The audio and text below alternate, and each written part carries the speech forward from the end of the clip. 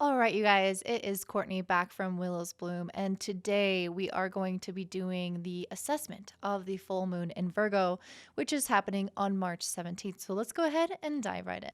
So, as I mentioned, this is a full moon in Virgo, which means that the moon is in Virgo and the sun is opposite it in Pisces, illuminating this moon. And it is at 27 degrees, which is actually right on my ascendant. So I'm curious to see kind of how this affects me and my path for the next month or so ahead of time. And this full moon is interesting because it's making an exact trine with Pluto. It's also making a trine, the moon is making a trine to the north node. The sun is sextiling the north node. And the sun is hanging out with Neptune. So there's kind of a lot going on. And what I feel like is really happening is some sort of transformation for this full moon. And I think that's why I pulled the death card. So there could be some endings for some of us. Full moons are often about endings. And so maybe it's an ending to a certain way of being, especially with that exact trine with Pluto. Let me pull a card. Let me see, what is ending spirit? Because having the moon in Virgo, I think, can have a lot to deal with. The way that we criticize ourselves, the way that we manage ourselves, the way that we manage our resources, and the way that we analyze certain situations. But with the sun in Pisces, I feel like it's always drawing us to become more compassionate, more sensitive, more understanding of the whole picture, and less analytical about all the little details. So having this opposition, I think, can ask us to maybe examine where we are overly critical and pull us more towards the sun, which is having a larger vision of where these details are heading or taking us. I just pulled the Seven of Swords, which is typically the Seven of Swords is typically a card of conflict and winning at all costs, really going after our goals 110%. And I feel like sometimes when we're so driven to pursue something, we can again lose sight of even why we're doing it. And I think that that's also sometimes where Virgos tend to get caught up is when they're looking at what isn't going wrong, what isn't going right in order to fix it and to make things better. They can get caught up in a storm of negativity or a storm of like pushing and controlling, where the sun in Pisces is asking us to be much more free. And I think that's why I pulled this horse card. I think it wants us to go more so with the flow right now than before. And I do think with the North Node being in Taurus, there is a lot on our plates in terms of taking action. We're only going to get results when we are moving things forward this next year and a half, when we take the initiative, when we try. But then once we get into that mode, sometimes we can get stuck into the mode that I need to make things work. I'm the one who's in full control. But the realization here is that it's a process of co-creation. And I think that's why Neptune is with the sun. It's asking us to release some sense of control over to the divine and divine timing. And so some of us might feel a little bit more uncomfortable stepping into this intuitive horse freedom energy where we're just allowing the energy to flow, to move unimpeded, but taking action when necessary. So I think a lot about this full moon is having some kind of ending to that control process, to that overly critical conscious mind that might be impeding some kind of natural flow of energy for us. And I just pulled the harmony card. Let me go ahead and read what that says.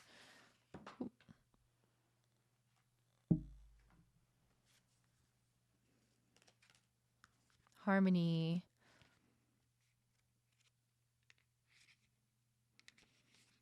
It's possible to experience harmony even in the midst of chaos. This is because harmony comes from within and is not dependent on external factors. Choose to live more harmoniously today, embracing all that is without judgment. Take a moment to go within and connect with the inner sanctum of the heart of your being, where harmony always abounds, and consciously choose to bring some of that harmony with you everywhere you go. That's exactly what I'm feeling, is that we are in this interesting state where we're not quite where we want to be in a lot of facets of life, and even on a societal level. Yes, things are opening back up, but there is still this sense of chaos where, gas prices are going up, wars in the Ukraine are happening. We're just, inflation is on the rise. So as an economy, we're just on the brink of a little bit more chaos in terms of financial crisis. And so there's still a lot going on in the world, still a lot that we're trying to manifest that might feel like there's resistance there, or that it's not coming through as quickly as we want because Saturn is still in a square with Uranus throughout this year. It is loosening, which means it's moving away from that. 2021 was that tighter square where we felt like we kept trying to move forward, but we were blocked and blocked and blocked, and things didn't flow as easily. Now in 2022, that's receding, but it's still there. And so we're still not in this clear period where everything is going great. But yet we are being pushed back out into the world, almost like being born. And we're so ready to be born, but yet not ready. And I think that's kind of what this feeling is coming out of the birthing canal, like, yes, I've been in here for so long, I'm ready to go out into the world. But then also the terror of, oh my gosh, the world is a really scary place, where I was in my cocoon, in my safety zone this last year and a half, really, even though the world was uncomfortable, receding into our homes, not having to do all the things that we normally do. That in and of itself created some kind of like pacifier or comfort zone, where we didn't have to go out full force into life going after what we want. And so now that we are doing that, I feel like is there is this desire to manifest so strong, but it's at the same time, it's not quite what we thought it would be. It's not quite as great or grandiose as what we'd hoped.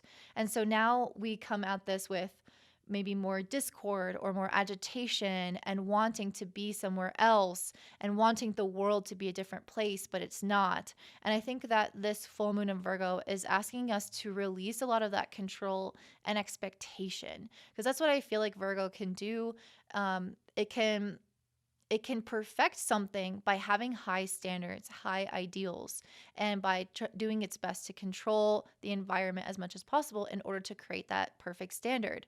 And that works to an extent, and then it becomes debilitating. And so I think that this full moon is trying to really get us to highlight where we have control, where we can perfect ourselves, and where we can't, where it's unrealistic, over idealistic, and where we just have to find harmony with what is in the current moment and our current state of being. And again, with that Sun conjunct Neptune, I feel like it's truly asking us to lean on source, lean on the divine for carrying us over those paths or over those places where we don't have control and we really can't have much of a say. And I think a lot of us, especially those in the Ukraine, are going through that right now. I think the Seven of Wands can show this desire to just be over this, overcome this, and having and wanting this freedom. And really, we can't force the freedom ourselves. We have to let go to the path of the universe to an extent to have that freedom. So again, it's not all letting go, it's not all control, it's finding that balance of where you have impact and where it makes sense to be pushing and striving and trying, and where it doesn't. And so I think that's really what this is all coming down to. We also have Mercury and Pisces making a sextile to Uranus happening. So I think a lot of us could have some realizations that end up giving us a greater sense of freedom. And this might be receiving some type of news that something we have wanted for a while is coming through, or receiving the go-ahead to move or to do something new. And I just pulled the Star card. So it does feel like a sense of hope, something that liberates us into that horse energy of that card that I pulled, because that's what Uranus is all about. It's about creating space and freedom and liberty and authenticity to do what we want to do. So I think a lot of us will get news or ideas or some type of emotional or mental breakthrough, because Mercury and Pisces can have this kind of emotional tinge to it. It's not just factual. It's not just data. It's, how does this make me feel? How is this situation impacting my life on an intuitive level? And then having some downloads or realizations coming in through Uranus in a very sudden or kind of instinctual way, or even through conversation with Mercury as well. We also have Mars conjunct Venus in Aquarius squaring Uranus. So these two planets being in Aquarius, I just pulled the Queen of Cups. Um, this is a very, and and I don't mean this against Aquarius because my boyfriend is Aquarius. He has so many planets in Aquarius.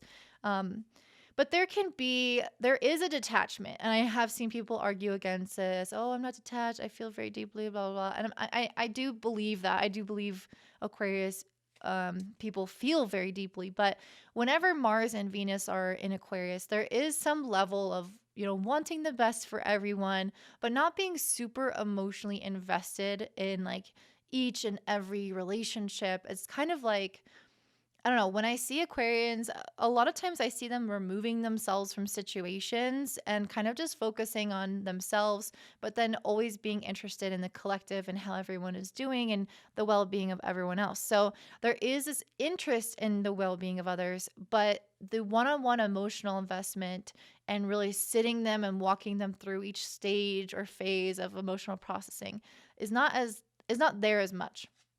And so having Mars and Venus, specifically Venus, which is a planet of sitting down with someone, of sharing with someone, communion, being in Aquarius, it's not necessarily going to have that same effect. Like they're really not going to get into the nitty-gritty with you necessarily. And so having these planets be in a little bit more of like a detached sign, I think is going to be interesting because we're all pushing in the collective right now for things to get better on a broader scale for everyone, for the war in Ukraine to stop, for things to start improving in life. But at the same time, I think a lot of us are maybe lacking the normal like empathetic capacity as maybe Mars and Venus in Pisces or Cancer would do. And so while the sun is there though, so the sun is going to help bring a little bit more of that to light. These planets being in Aquarius, I think, is having us more focus on the future and on what is happening now and how there is a discrepancy between that. So the square with Uranus, I think, is showing that there needs to be some type of change in the way that we approach either our relationships, our way of cooperating in order to reach that long term goal that is good for the collective. But it might feel like we're dragging our feet a little bit, or it might feel very slow coming, or yeah, let me pull another card because Uranus and Taurus, Uranus is quick, but Taurus wants to slow everything down, not skip any steps, be very practical. And Mars and Venus and Aquarius can already see the future. It already knows what we want. But it's like we need to sit down face to face, go through this like Queen of Cups moment where we're reflecting on how we feel, having this like heart to heart. But Mars and Venus and Aquarius isn't necessarily doing that. And so it's like we need to make these changes, but we can't just jump to the end. We can't just jump to the result. And so I think that we're going to have to take a little bit more time. I just pulled the Two of Swords and the Justice card. So yeah, I think again, this Justice card is really talking about creating some kind of cooperation. So if there are people in your life or maybe on the mundane or societal level, we can see obviously with the wars going on is that we want some kind of justice, but we're like two people pitted against each other. With different ideals or ideas of the future and what works best for them. And I think that's interesting with this Two of Swords, which is normally about indecision or two different paths that we can take. You can see this one is quite aggressive. Let me just hold this up to the camera.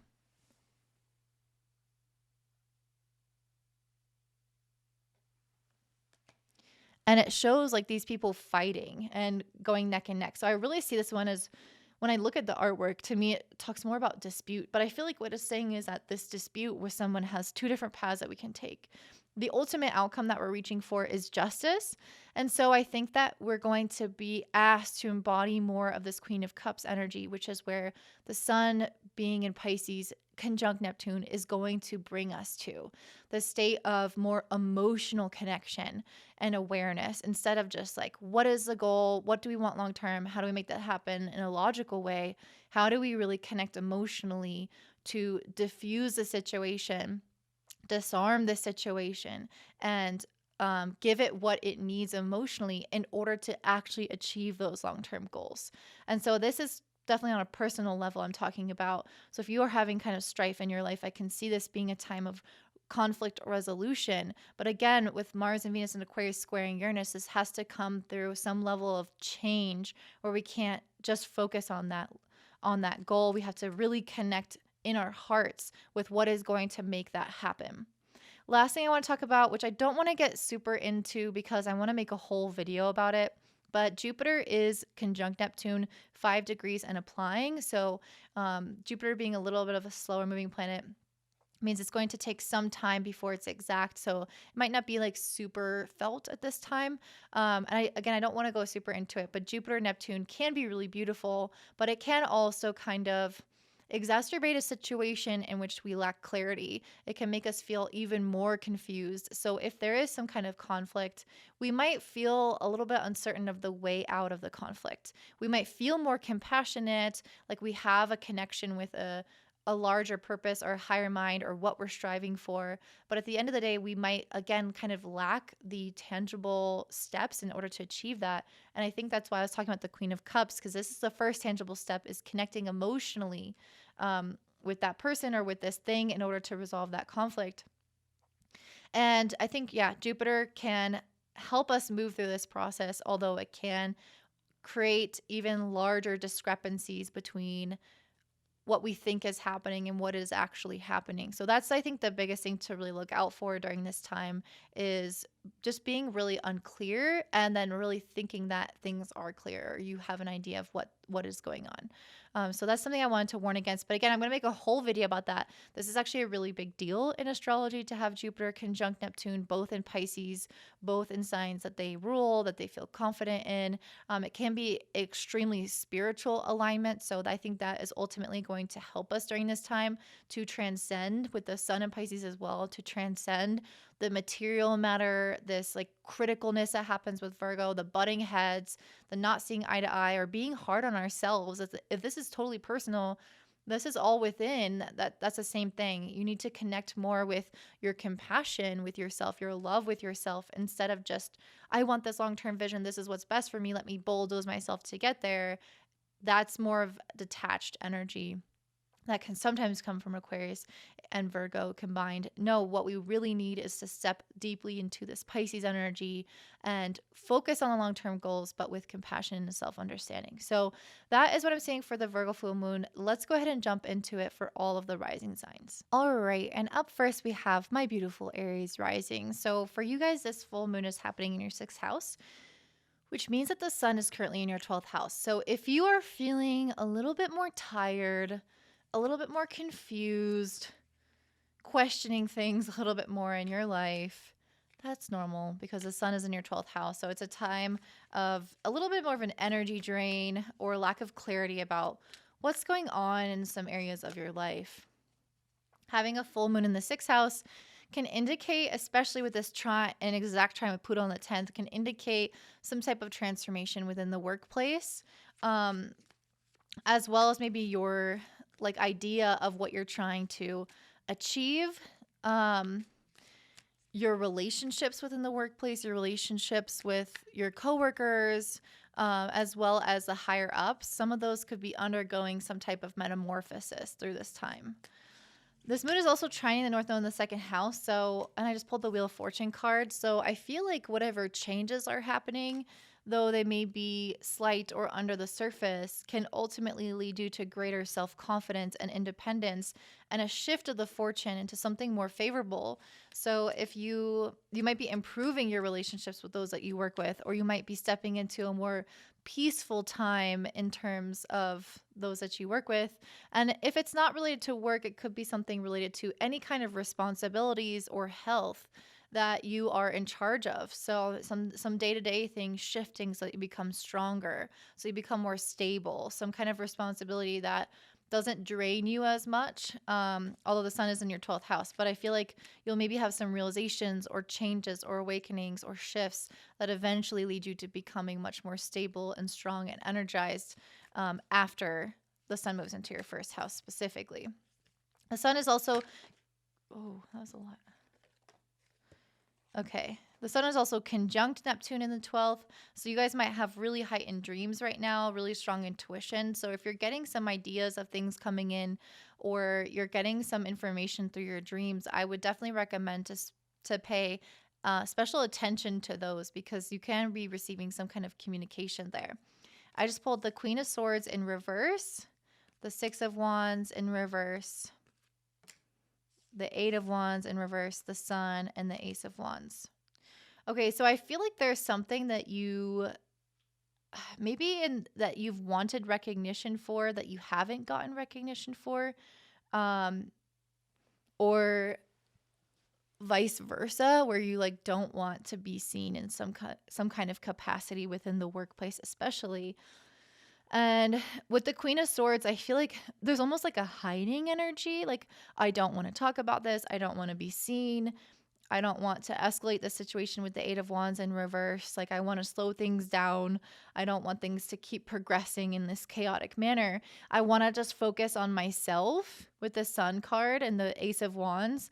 I want to focus on myself and these passionate beginnings, new beginnings that I have, or these exciting ideas that I have, these like sparks of interest, and pull away from some kind of role, some kind of visibility, some kind of responsibility that feels less exciting to you. And I'm going to use this example because I know he doesn't watch this channel, but my ex was dating somebody in the workplace and they recently broke up. And so I could see this kind of playing out as his relationship with his colleague wanting to maybe be less visible and not talk about it, and have the situation not escalate into something, and just focus on himself and like what he's doing well at work, and that type of thing. So that's an example of this, but it can be in any type of area around responsibilities, around your day-to-day life, even around your health and activities like that. So there might be some ways in which you just want to really focus on your health and kind of pull away from maybe some other obligations or other things that you maybe have been showing up to, but maybe there's a desire to just like let it ride out and not have a direct conversation about it, or like keep bringing it up again and again. I feel like there's a little bit of a pulling back of your energy in one area to move forward with fuller energy in another area of your life. Let's pull a animal card for you for this full moon, Aries. You guys also have Mercury and Pisces in the 12th house, and it's making a sextile to Uranus in the 2nd. So I feel like this pulling back energy is actually going to give you, again, greater stability, self-confidence, maybe even more money. It's like, I think that if some of you guys are taking away certain responsibilities, I actually think it's going to give you more freedom and space to create more abundance in your life. So if that responsibility was paying you, I feel like don't worry about leaving it behind if you're trying to, because I think that something else again is going to come into its place that's more fruitful. And I just pulled a starfish, which is funny because the starfish reminds me of the Six of Wands a lot, which is a lot about like being seen or not being seen. So I feel like there's a really big element here of like recognition within the workplace. So I think some of you guys might be wanting less recognition or to pull back from something, and maybe some of you felt like you weren't getting enough recognition, which is something I said at first, that you were doing something really well and you felt like you maybe you felt like you weren't doing it quick enough, or maybe you felt like you weren't recognized for how quickly you were doing things or how successfully you were doing things. So there's a strong like energy around visibility this month, and specifically around this full moon, where I think that you guys might be feeling some type of way about being seen or not being seen. I was going to give some advice for that, but I really don't have anything. I think that's just kind of what's coming in. You guys also have Mars and Venus conjunct in Aquarius in your 11th house, squaring Uranus in your 2nd house. So there could be some changes to your like day-to-day friendships and like things that you're used to doing in order to achieve more financial wealth, more stability, more confidence. You guys might be more motivated to hang out with different types of people that can help you achieve certain goals, to help you gain more visibility if that's something that you are looking for. or you could even find that certain goals and aspirations are shifting a little bit for you.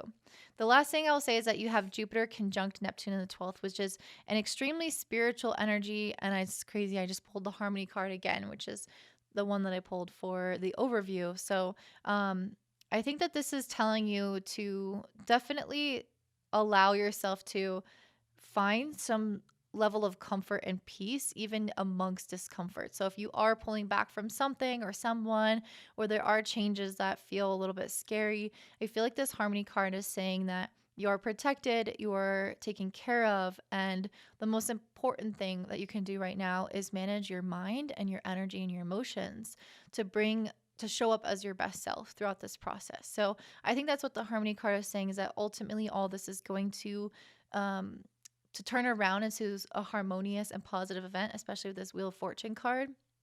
And so I think that if you're worried about something right now, if you're worried about taking on too much, if you're worried about stepping away, if you're worried about having discord with someone in your workplace, all those things I feel like are just going to kind of work out with this Harmony card. Like it's going to just kind of die down or not become a thing. I think you're worried about something escalating, and I think that's not going to be the case. Or maybe you're worried about not being seen, and I think you will be seen. So those are the issues that I'm seeing with this Harmony card, is like those things are shifting, those things are changing, and you are going to step into, I think, greater peace throughout this process. So that is what I'm seeing for you, Aries Rising. If this resonates, please let me know by liking, commenting down below.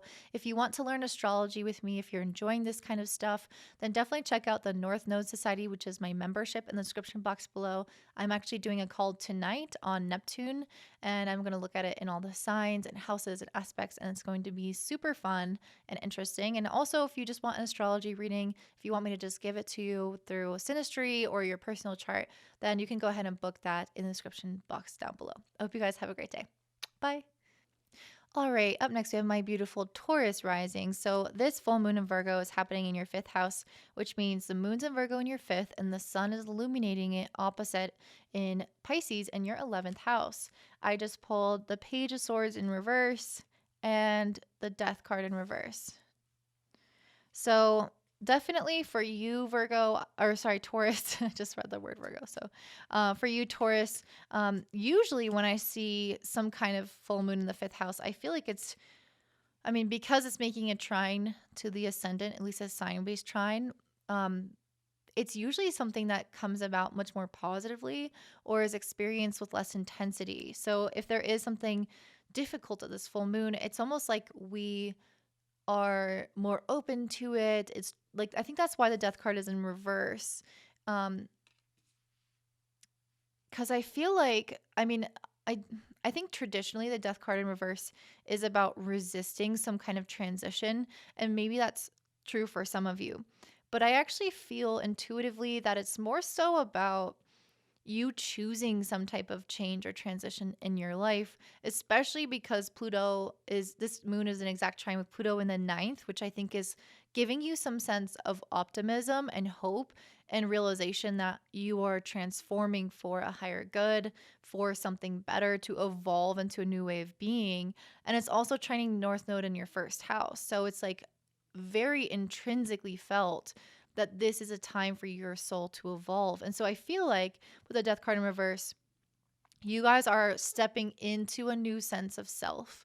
And with the moon in the 5th house, I feel like in some ways it is going to be a sense of self that's maybe more confident, someone that is ready to be seen for certain things that they do. I just pulled the 7 of Swords. So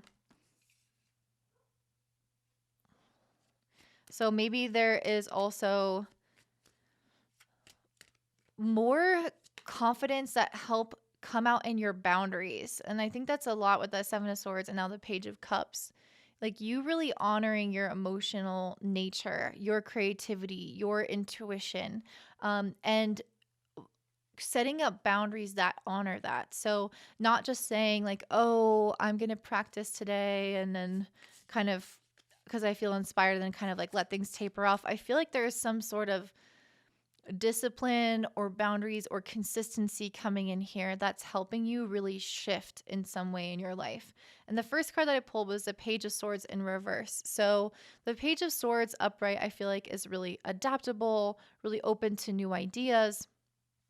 And in reverse, next to the Death card in reverse, I feel like there may be some solidifying that there wasn't before. Like maybe you were so open-minded before that things were like things were too adaptable, or you know what I mean, with the this full moon being in the 5th house and the 5th 11th house axis. This is a very social energy where people can impregnate ideas into you, people can influence you, and if you are adaptable, if you're open, you can kind of sway with the motion that others push on your life, if that makes sense. You're like the clay in a way. So if you have strong planets there, you are either leading others, or people can be influencing you, which is always not, which is generally a good thing. But I feel like right now, especially with the North Node being in your sign and Taurus, which is all about consistency, dedication, and then those boundaries in order to maintain that consistency, in order for others' opinions and ideas and influences to be less of an impact. I feel like you guys are like hardening that up again, if that makes sense. Because last year with the North Node being in Gemini, it was all about being open-minded, and now it's not. It's about being true to yourself, but also and being like almost consistent and kind of stubborn in that truth and your pursuit of that. So I feel like that's what the Page of Cups is saying, is like you're really honoring your child self, your excitement, and not letting others kind of get in your way or influence you to do something differently. The Sun is conjunct Neptune in the 11th. So I feel like wherever the Sun and Neptune is where we are highly creative. And so I just pulled the Gazelle. I feel like you guys could be having these really creative visions of the future and what you want to make. And it's almost like you have to create these boundaries and this consistency in order to step towards that. You guys also have Mercury and Pisces in the 11th, making a sextile to Uranus in the 1st. So again, I feel like this is you having ideas and things come in from other people, or just ideas about the future, and really deciding what you want to allow to influence you and what you don't want to allow to influence you. And I think that's why I just pulled the application card, which is actually specifically about you guys going after the things that you want by applying everything that you've learned and taken in so far. And I think that's why I was saying with the North Node being in Gemini, it was all about an influx of information, or being open like a vessel. And now we're closing off the vessel and we are moving forward, and we are taking what we have gained in that vessel and applying it into our life. And so that's exactly what I see for you guys right now. And I think that there might be some tests along the way with Mercury in the 11th, sextile Uranus in the 1st, where people do come at you and offer advice or solutions or, ideas. And you're like, of course, always take the things that resonate. If it feels good, then go with it. But there is going to get to a point, I feel, where some of you guys are going to have to draw the line, where some of you guys are going to have to say, this is mine, this is yours. I'm not open to receiving more information. Like, there has to be some kind of point where things, where you become self-contained, where things are not as influenced. So let's go ahead and read a little bit about the gazelle animal that I just pulled for you guys. Heightened awareness and ability, vulnerable. The gazelle represents supreme grace. With every move, this awe-inspiring beauty amidst sophistication and elegance. Gazelle personalities are often hyper-aware of their surroundings, bordering on hyper-vigilant, and this can inhibit them from enjoying the beauty they've spent so much effort cultivating. No more worrying about those predators out there in the wild. When this card appears, it's time to get back into the present moment. Sit down, find your breath, and acknowledge the bounty that surrounds you. Let it nourish your gentle spirit. When it's in balance, you're graceful, perceptive, and artistic. So I feel like you guys are very much the gazelle. You guys are very present as a Taurus rising. You are very artistic. You are very graceful. You are ruled by Venus. So this card really embodies you naturally. And I think sometimes having the moon in Virgo, there can be this anxiety that comes with it, where we might be hypercritical of the things that we've created or the things that we've done. And that's oftentimes when we start to let in other information and opinions and people. And we ask other people for help because we are not secure and confident in the things that we have done or the things that we are doing. And so I think that this is partially saying, first of all, it's saying to be less vigilant. I think it's saying to be less vigilant in terms of looking at flaws in what you've done. And then just allow yourself to enjoy your creations without maybe necessarily bringing in all these external opinions all the time. You guys also have Mars and Venus and Aquarius in the 10th house, squaring Uranus in the first house. So I feel like this is saying that you guys could have some new unfoldings, is that a word, happen in your career, some like next steps that happen that could leave you feeling like rocky or shaky. And I just pulled the Three of Swords. So there might be some things about your career that feels unstable, or something that happens in your career that makes you feel unstable in your life. Let me pull another card on that. What else is going on with this? The Temperance card, the Emperor. Okay, the Emperor is again about having those boundaries. So maybe this is why specifically like you're like a little bit uncertain about something that you've created and accepting feedback or input from other people.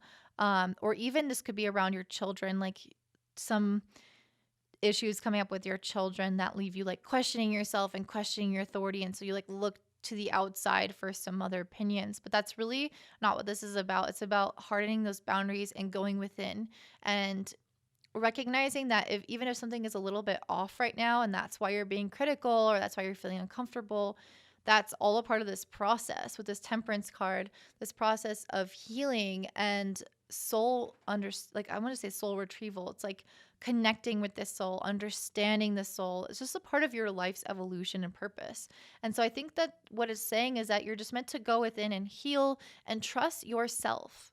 Don't doubt yourself throughout this process. If something is going wrong in your career or in your authority or in your vision for the future, if something feels a little off or is hurting a little bit, I think it's telling you not to question yourself. It's telling you to really and truly trust what you have. I think that Emperor card is calling you to hold those boundaries, hold the masculine that is confident and knows that the structure and the things it's working towards, even if it's not working out right away, are actually the best thing for it in the long run.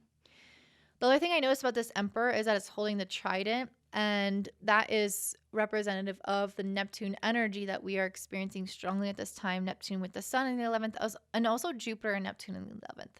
So you guys are very supported in the realm of friendships. But again, whenever we see Neptune, there is a possibility of disillusionment. So maybe having like people tell us something and then it doesn't end up being what we thought it would be based off of what they said. So it's really about using your intuition and like leaning into relationships that feel very spiritually supportive, but not getting super bent up or holding on to like the data and the facts and like they said this, so it's definitely going to be this way.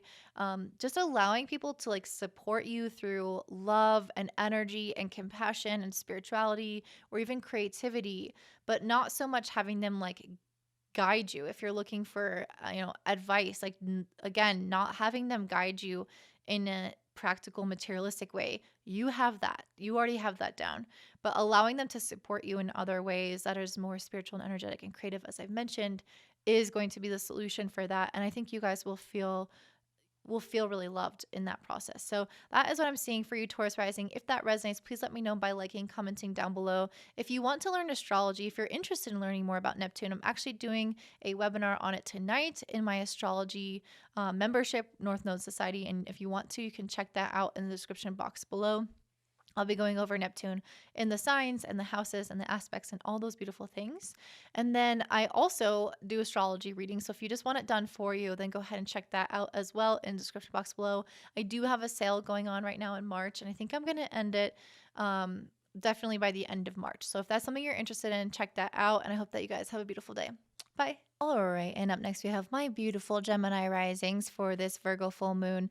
This is happening in your fourth house of home and family, which means that the moon is in Virgo in the fourth house, and the sun is opposite it in Pisces in the 10th house, illuminating the moon, because of course, that's what a full moon is. So for you guys, this moon is making an exact trine to Pluto in the eighth house. So I feel like you guys are letting go of family ties of some sort, some things that have held you down. I just pulled the Justice card. Um, if there have been conflict within anyone in the family, I could see that becoming resolved with that Justice card and the trine with Pluto in the eighth. Um, there's also a trine with the North Node in your 12th house. So there's definitely a lot of like releasing, letting go. And whenever I see something in the fourth, it's like releasing and letting go something that felt like it's holding us down, keeping us comfortable or stable, or something tied with our family. I just pulled the Seven of Wands.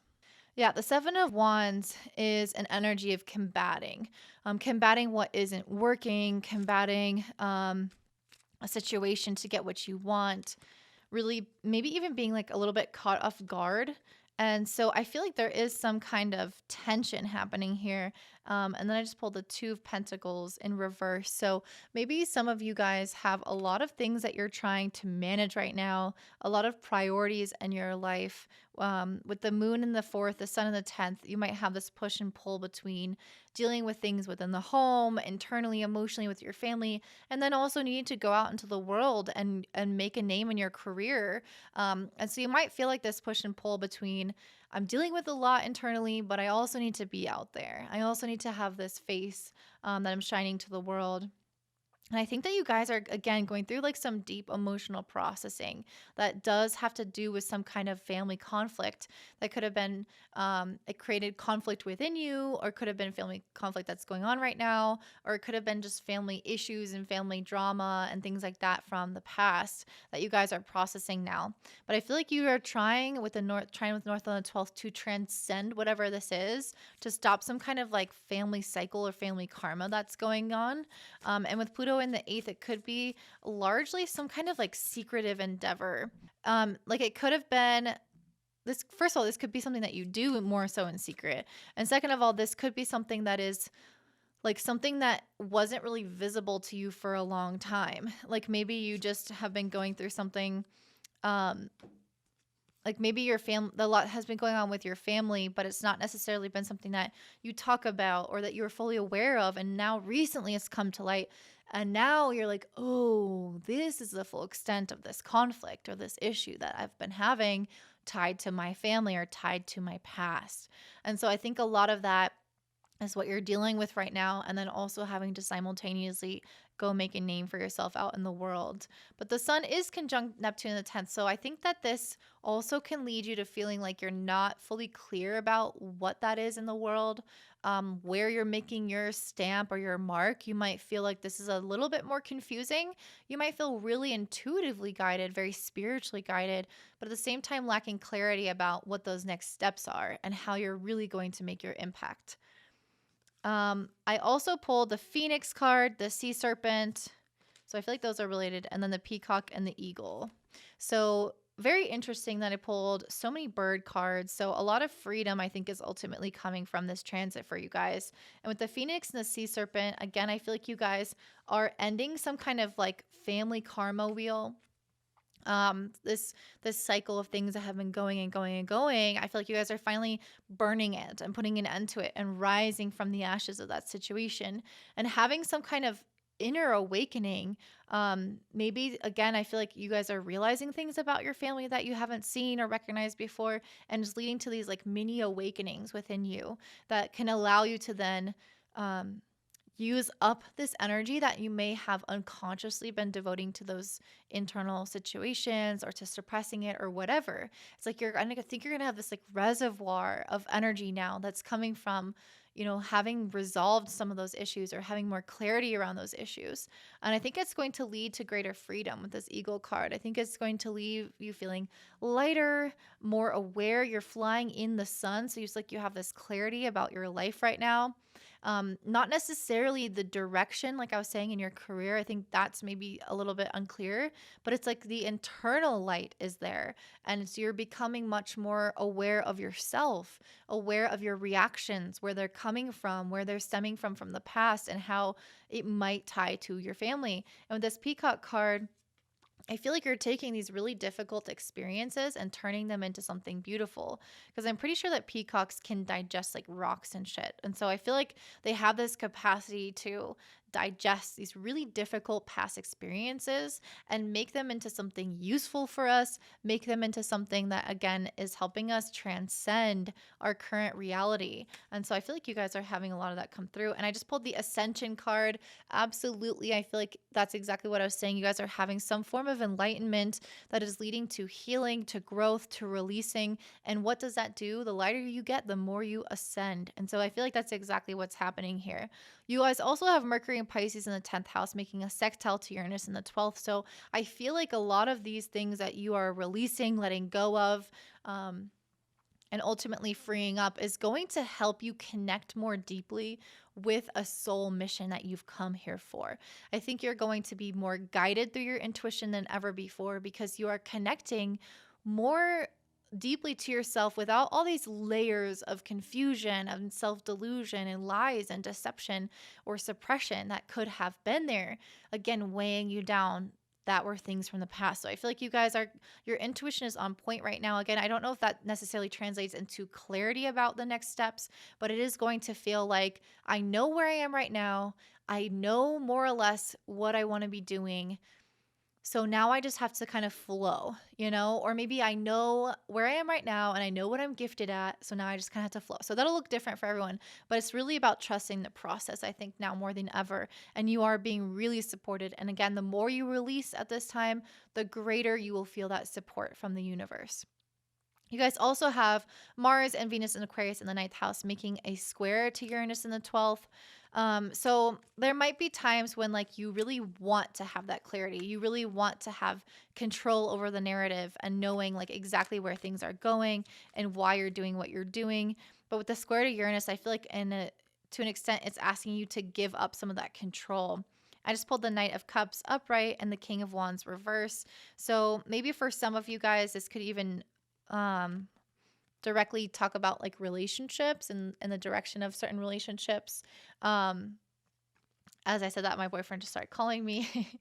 But anyway, so yeah, there might be some ways in which certain relationships you feel like are not as clear to you.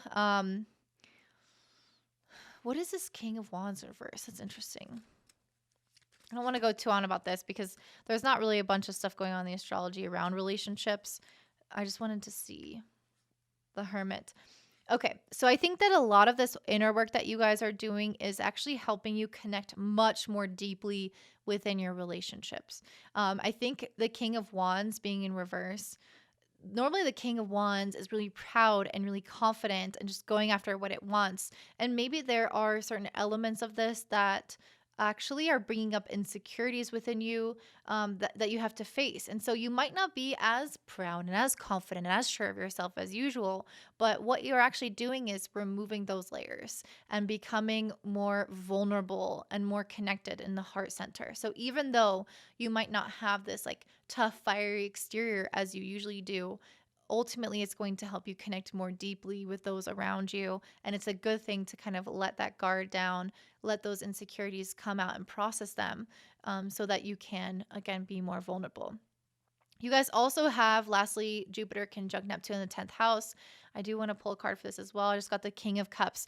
Very intuitive energy in the 10th house. As I've mentioned, you guys are being spiritually and divinely guided in your career, but you're not supposed to have all these super exact next steps, which could be a little bit scary with having a full moon in Virgo where we kind of want some sense of control. But again, this is not about that. So it's about really trusting what feels good in each moment and flowing with that and using your discernment and emotional regulation to make decisions that are are calculated but intuitive. So that is what I'm seeing for you, Gemini Rising. If that resonates, please let me know by liking or commenting down below. And if you want to learn astrology, if you like this kind of stuff, then you definitely want to check out the North Node Society. Today we are talking about Neptune. Actually, I'm doing a webinar on it. Neptune in the signs, houses, aspects, all those things, and example charts. If that interests you, again, check out North Node Society in the description box below. And if you just want an astrology reading done for you, you can also purchase one of those from my website, willisboom.com, which is also linked in the description box below. I hope you guys have a great day. Bye. All right, up next we have my beautiful Cancer rising. So for you guys, this full moon in Virgo is happening in your third house, which means that the moon is in Virgo in your third house and the sun is opposite it, illuminating the moon, and the sun is in Pisces in the ninth house. So you guys, I definitely think are having some major shifts around relationships because this moon is also making an exact trine with Pluto in your seventh house. And I feel like you guys are shifting in the way that you think or communicate about relationships or with others. And so this could look really different for everyone. Maybe some of you are realizing that you've had you've been with the Cancer rising, maybe overly emotional or overly nurturing, overly giving and self-sacrificing.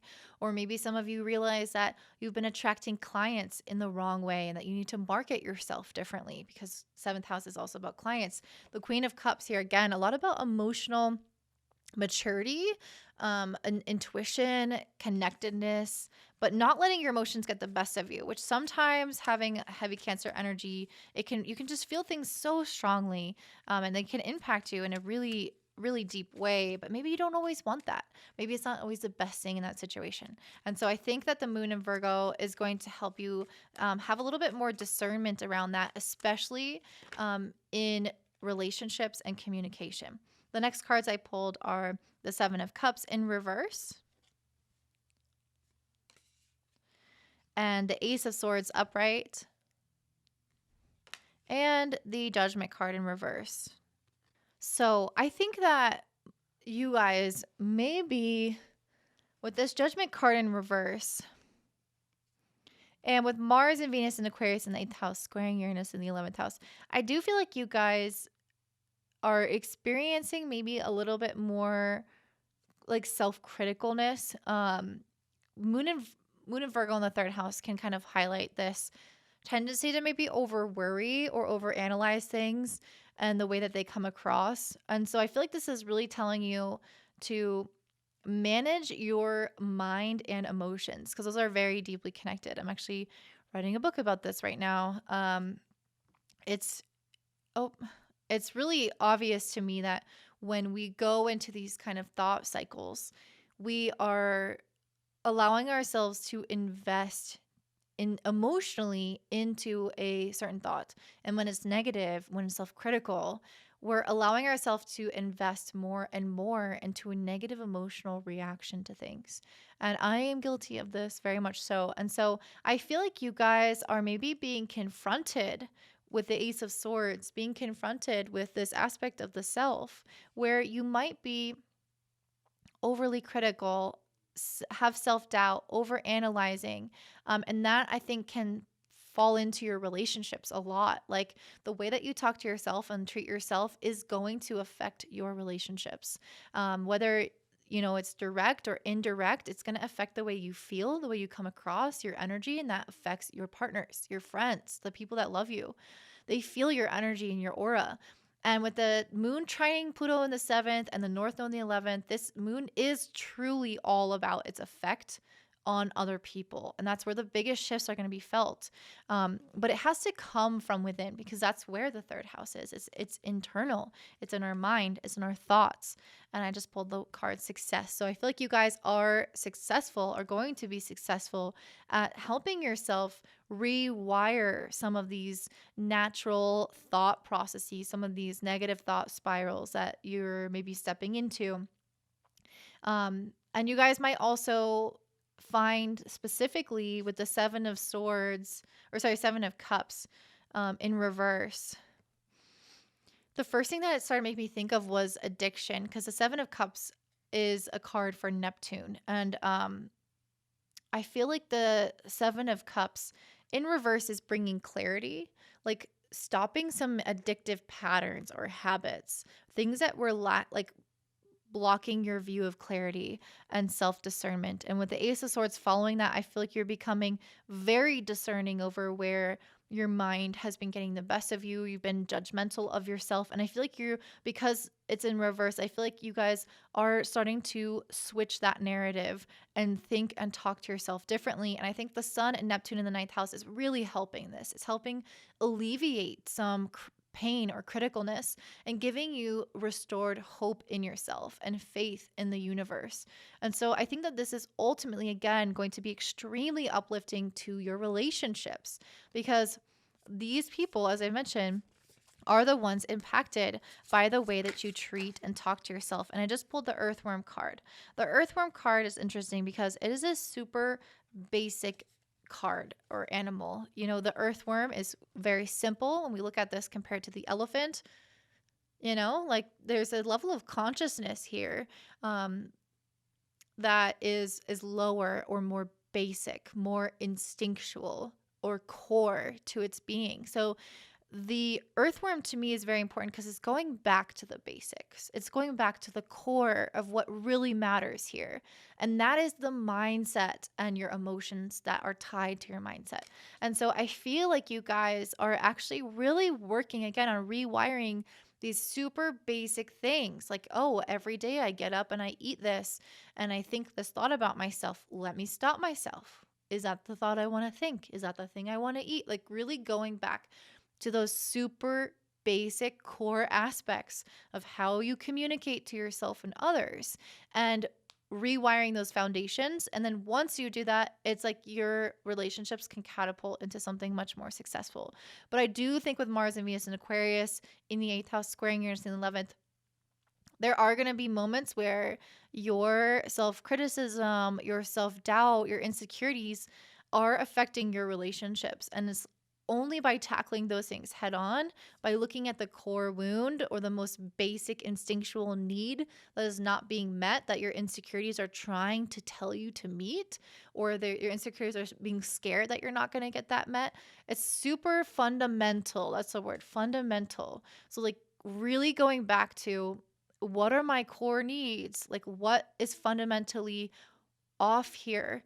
And then having compassion, because the insecurities are a symptom of those fundamental needs. And so if you can have compassion through that process, work with yourself, communicate clearly to others, I think it's going to help create positive change in your relationships. If you don't, I think it could have negative change, but obviously that's always how life is. So Mercury and Pisces in the 9th, sextiling Uranus in the 11th, I think is going to give you that ability again to have a much larger perspective and a lot more compassion for yourself, to understand why you are the way you are, why you think the way that you think. And again, it's just you trying to get those needs met. So I think you're going to start to understand what those needs are and how that all fits into this larger picture. So really, really beautiful. And with that sextile to Uranus in the 11th, I think it's going to create a lot more opportunities in your relationship to have really beautiful communication, and to have other people see your perspective as well. The last thing I want to say is you have Jupiter and Neptune conjunct in the 9th house. This is really beautiful. I think it's ultimately a very spiritual energy. And I think this is also possibly what is helping you transcend this current environment. And I think with me pulling the Four of Swords, what's really beneficial to access this energy is to have time in meditation, to have time trying to tap into those theta brain states. And so you're only going to be able to access that through some kind of like hypnosis, subliminals, meditation, something where you're taking your active mind offline. And I think that's what's really required here, is not to just work with the conscious mind directly, but also the unconscious mind through hypnosis, through any kind of more resting brain state. That's really going to help you the best right now. So that is what I'm seeing for you, Cancer Rising. If that resonates with you, please let me know by liking and commenting down below. If you want to learn astrology, if you're enjoying this kind of content, you definitely want to check out the North Node Society. Today, actually, we are talking about Neptune, which is super predominant in the chart of the astrology right now. So it's really going to be a great topic to hear about. We're going to be talking about it in all the signs and houses and aspects. So if you want to check out what is going on with your natal Neptune, definitely join North Node Society in the description box below. Or if you just want it all done for you, I also offer astrology readings, which are on sale for the month of March and only the month of March. So definitely check those out. And I hope that you guys have a beautiful day. Bye. All right, and then up next we have my beautiful Leo rising. So for you guys, this full moon in Virgo is happening in your second house of finances, self-confidence, and I want to say boundaries as well. That means the sun is opposite it in Pisces in your 8th house. So it can definitely illuminate at this time where you might be having some cracks in your life, where there might be some insecurities, where there might be things that are unresolved, that are crises sometimes if it's intense. But just things that really need care and attention, that are like open wounds. And this could be a lot around like requiring certain amounts of vulnerability or intimacy to address some of those wounds in your life, whether it's in your career, on a personal level, in your relationships. It's all going to look different for everyone. But the moon in Virgo is going to help solidify your confidence, your sense of self, your independence. And the sun is also calling you to be vulnerable. So it's this push and pull between the two. So the moon in Virgo is making a trine with Pluto in your 6th and North Node in the 10th. So some of these cracks or things that need adjusting, I really think could be coming out in your career specifically, in those that you work with. And I definitely, this has been a common theme with these Leo risings, is this kind of like feeling underappreciated or not given full recognition or credit for some of the things that you do, or maybe needing to like step up in ownership of responsibility of something in a greater way.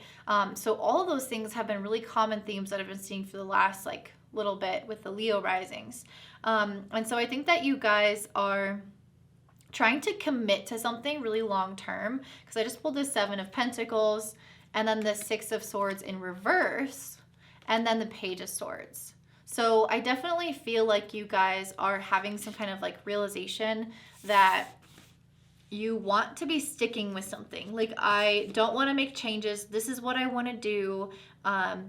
You know, I am adaptable and I will learn more and do more, but I don't want to just like throw this thing that I've invested so much time and energy into away. I want to commit to it further. I want to go all in. And a full moon in the 2nd house can bring that potential for long-term security, for more financial wealth and abundance. And with the trine to Pluto in the 6th and North Node in the 10th house, you guys might be actually finally stepping up a little bit more responsibility, taking a little bit more on, or having some kind of shift in recognition where you're getting a little bit more attention, and that makes you also want to commit further and further to whatever this is. And I think the Page of Swords as well is this recognition from the external, or having some kind of conversation or some kind of information come in, validating what you're doing, asking you to go deeper into it, asking you to commit more. And I think that's what you guys are doing. That's how you're responding. But again, I do think with the sun in the 8th, that came through really strongly, is there is needing to face some type of crack or insecurity, either within yourself, within your finances, within a relationship, within your work dynamic. There is something that does need to be addressed. And I think that's why we have the sun and Neptune there, and also Jupiter conjunct Neptune there. It's helping you guys transcend this issue. So this could have been going on for a while. I just pulled the Cobra card. This could be something that's been really just like a predominant theme in your life, where maybe you feel like you haven't gotten enough recognition for your work, or people have taken advantage of you, or whatever it is, like something that was not quite right, some kind of insecurity that developed because of the way that people treated you, or because of not feeling good enough in some kind of way. And I think that this again has been going on for a while. And I think that having the sun and Jupiter and Neptune all there is trying to help you heal this aspect of yourself, so that you can step up in responsibility and be confident in who you are, be confident of what you have to offer, and feel like you are attacking your life or the problem at hand, because you know your value, you know your worth, and you have a lot of compassion and love for yourself in this whole process. So The Cobra card represents a teacher or spiritual guardian. It hovers and watches, ever present, ever protecting, ever loving. The essence of the Cobra is found deep within us in the form of the inner teacher, and manifests externally in special guides who've led us along our path. What would it feel like to be a student again? What are you ready to learn? Remember the old saying, when the student is ready, the teacher appears.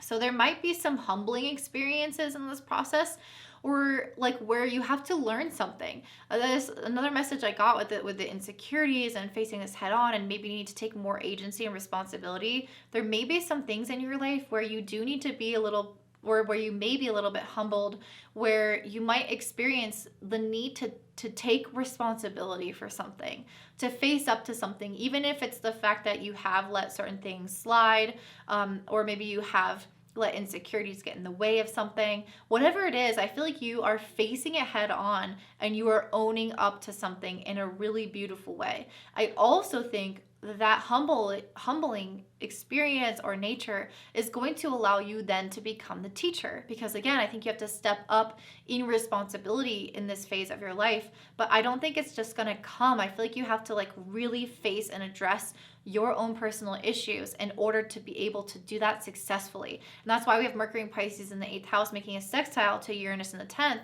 You're going to have these career breakthroughs, but you have to first face what's holding you back internally, your insecurities, those cracks, and own up to it in a really humbling, beautiful way, to then become the teacher, become the leader, because you've learned from those mistakes, you have transcended some life lessons, some experience, and now you can go out and help others. Maybe it's not with the same thing, but you can help others from this really profound sense of confidence and sense of self-worth, and then people will trust you because they know that you have done this inner work. They can feel it emanating from your body. Okay, you guys also have Mars and Venus in Aquarius in the 7th house making a square to Uranus in the 10th. So I do think that this could require some shifts in your relationship dynamic in order to have this kind of career evolution that you guys are going for. So maybe it means that you're taking on more responsibility and it's going to take away time and energy from your relationships.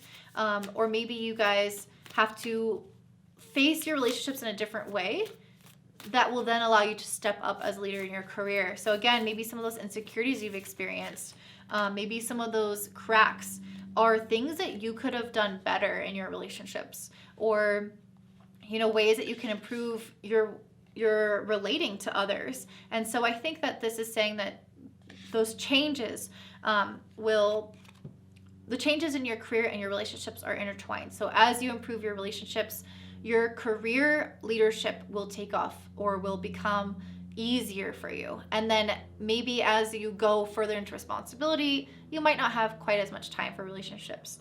I pulled the application card. I pulled this for another group too. So this is your time to shine. When I see this, it's your time to get down to work. You've learned enough. You've done enough preparation. Now is a time to excel, or to take on more responsibility, or to teach, to get out there, to actually apply the things that you've spent so much time learning. I wanted to pull one more card as well, and I pulled the Angel Whispers card. So let me go ahead and read what that says, and then I will end with Jupiter conjunct Neptune. Angel Whispers. In our everyday lives, we're constantly bombarded with different messages, all competing to be heard by us. Rather than plugging into the overwhelming number of fear-based messages we receive from society or mass consciousness, use your awareness to hear messages of a higher vibration. Listen to the whispers of angels inside your heart. Ask your angels to help you hear the whisperings of the universe so that you can live with greater understanding and purpose. So this card, I think, is about really tuning into the beautiful things that are happening, the good news that's going on, the positive thoughts, because with Jupiter and Neptune in the 8th, it's asking you to, again, face some of those insecurities which come from shadow, which come from darkness, which come from past trauma, which come from our needs not being met in a really challenging way. And so having Jupiter and Neptune here is trying to help you to tap into the divine love around you, the compassion, the spiritual understanding, the support that you're receiving. And it's all trying to uplift you so that you can look at the shadows, but with so much like love and positive energy and support that it doesn't drag you down. It doesn't feel hard. It doesn't feel negative. It just allows it to release, if that makes sense. So that is what I'm seeing for you, Leo Rising. If that resonates, please let me know by liking, commenting down below. And if you are interested in learning astrology, I have a membership called the North Node Society.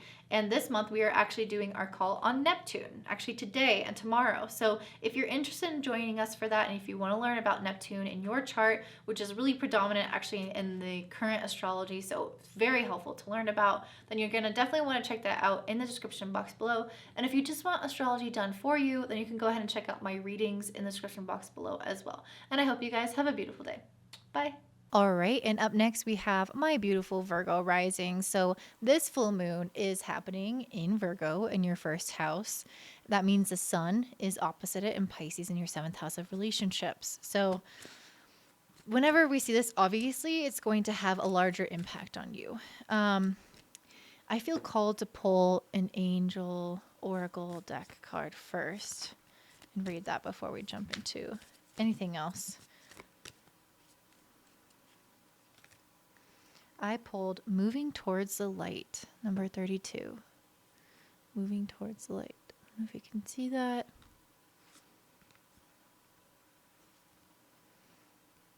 All right. Each stage of our lives is a bridge to inner transformation. When we go through the stages with resistance and anger, we slow down our progress and can feel stuck where we are. By trying to find the light in our challenges and looking at them from a more positive perspective, we move through them faster and evolve. Make an effort to embrace your current challenges by identifying where you can learn and move towards the light. The affirmation is, I find a hidden blessing in each of my challenges. I'm forever transforming, evolving, and progressing along my path. Okay. I swear, every time I sit down to record a video, I feel like my lips are just dry out so much. And it's okay. So this is interesting because one of the things, when I look at this, I don't inherently think that there are challenges. Yeah, full moons can bring endings, resolutions, a lot of clarity. And this full moon is actually exactly conjunct my ascendant. My ascendant is at 27 degrees of Virgo. So, okay, I pulled the Ace of Pentacles in reverse and 5 of Pentacles in reverse. But I think that for a lot of us right now, even though when I'm looking at the astrology, it doesn't seem too challenging, I do feel like there is maybe this overarching challenge process that we're going through. And maybe this full moon is kind of highlighting some emotional frustration at not being where you want to be at this point. I think that that's a really common theme for all of 2021 was the Saturn square Uranus, where we felt really blocked, where we felt like things could have been progressing faster in a different way, and they weren't. And now that things are finally starting to open up, they're not immediately better because Saturn is still squaring Uranus, even though it's moving past it. And so I think that there can be some level of frustration. I think, though, that things are not what they used to be. And that's why the 5 of Pentacles is in reverse. Things are coming out of the shadow. We are starting to feel like where there once was lack, it's going to slowly be replaced by new things. Especially with the full moon in the first, it really shines a light on opportunities being presented to you or awareness that creates opportunities later. And this Ace of Pentacles in reverse is really interesting to me because this is kind of saying to me that you are rejecting certain opportunities, that you're walking away from certain things that present themselves to you. And it's linked with the 5 of Pentacles, though. So it's somehow walking away from something that's actually going to give you more abundance. And you might even be walking away from a lack mentality in general. That might be what this is saying, or there might be like literal physical opportunities. I just pulled the Ace of Cups. This is a lot of aces. That's interesting. Ace of Cups, the 9 of Cups, and then the Knight of Cups. So I feel like you guys are walking away from something, or you're choosing to look at life differently, like I was saying, and you're walking towards something that feels like it's complete emotional fulfillment for you.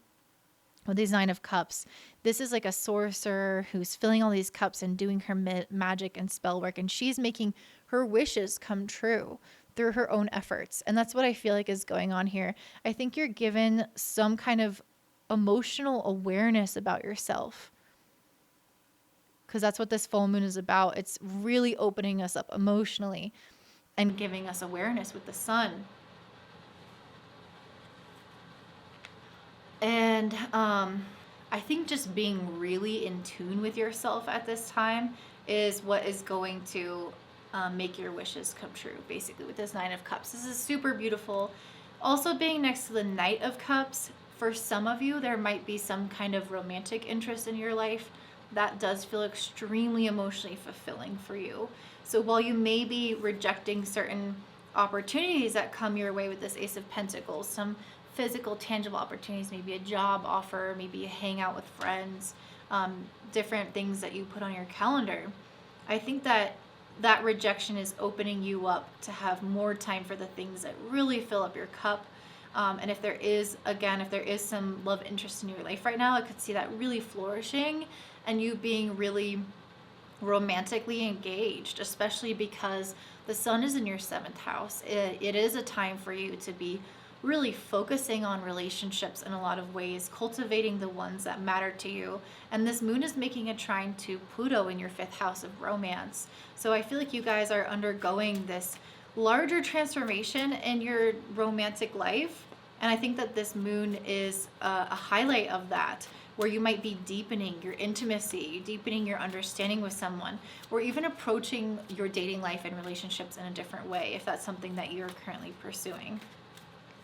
This moon is also trining the North Node in the 9th house. So I feel like whatever emotions are coming up right now that is giving you clarity, I think it's ultimately going to help you see into the future about what you want to create, and give you more optimism for that. I just pulled the Lovers card. So again, really strong emphasis on relationships right now, really strong emphasis on people in your life right now.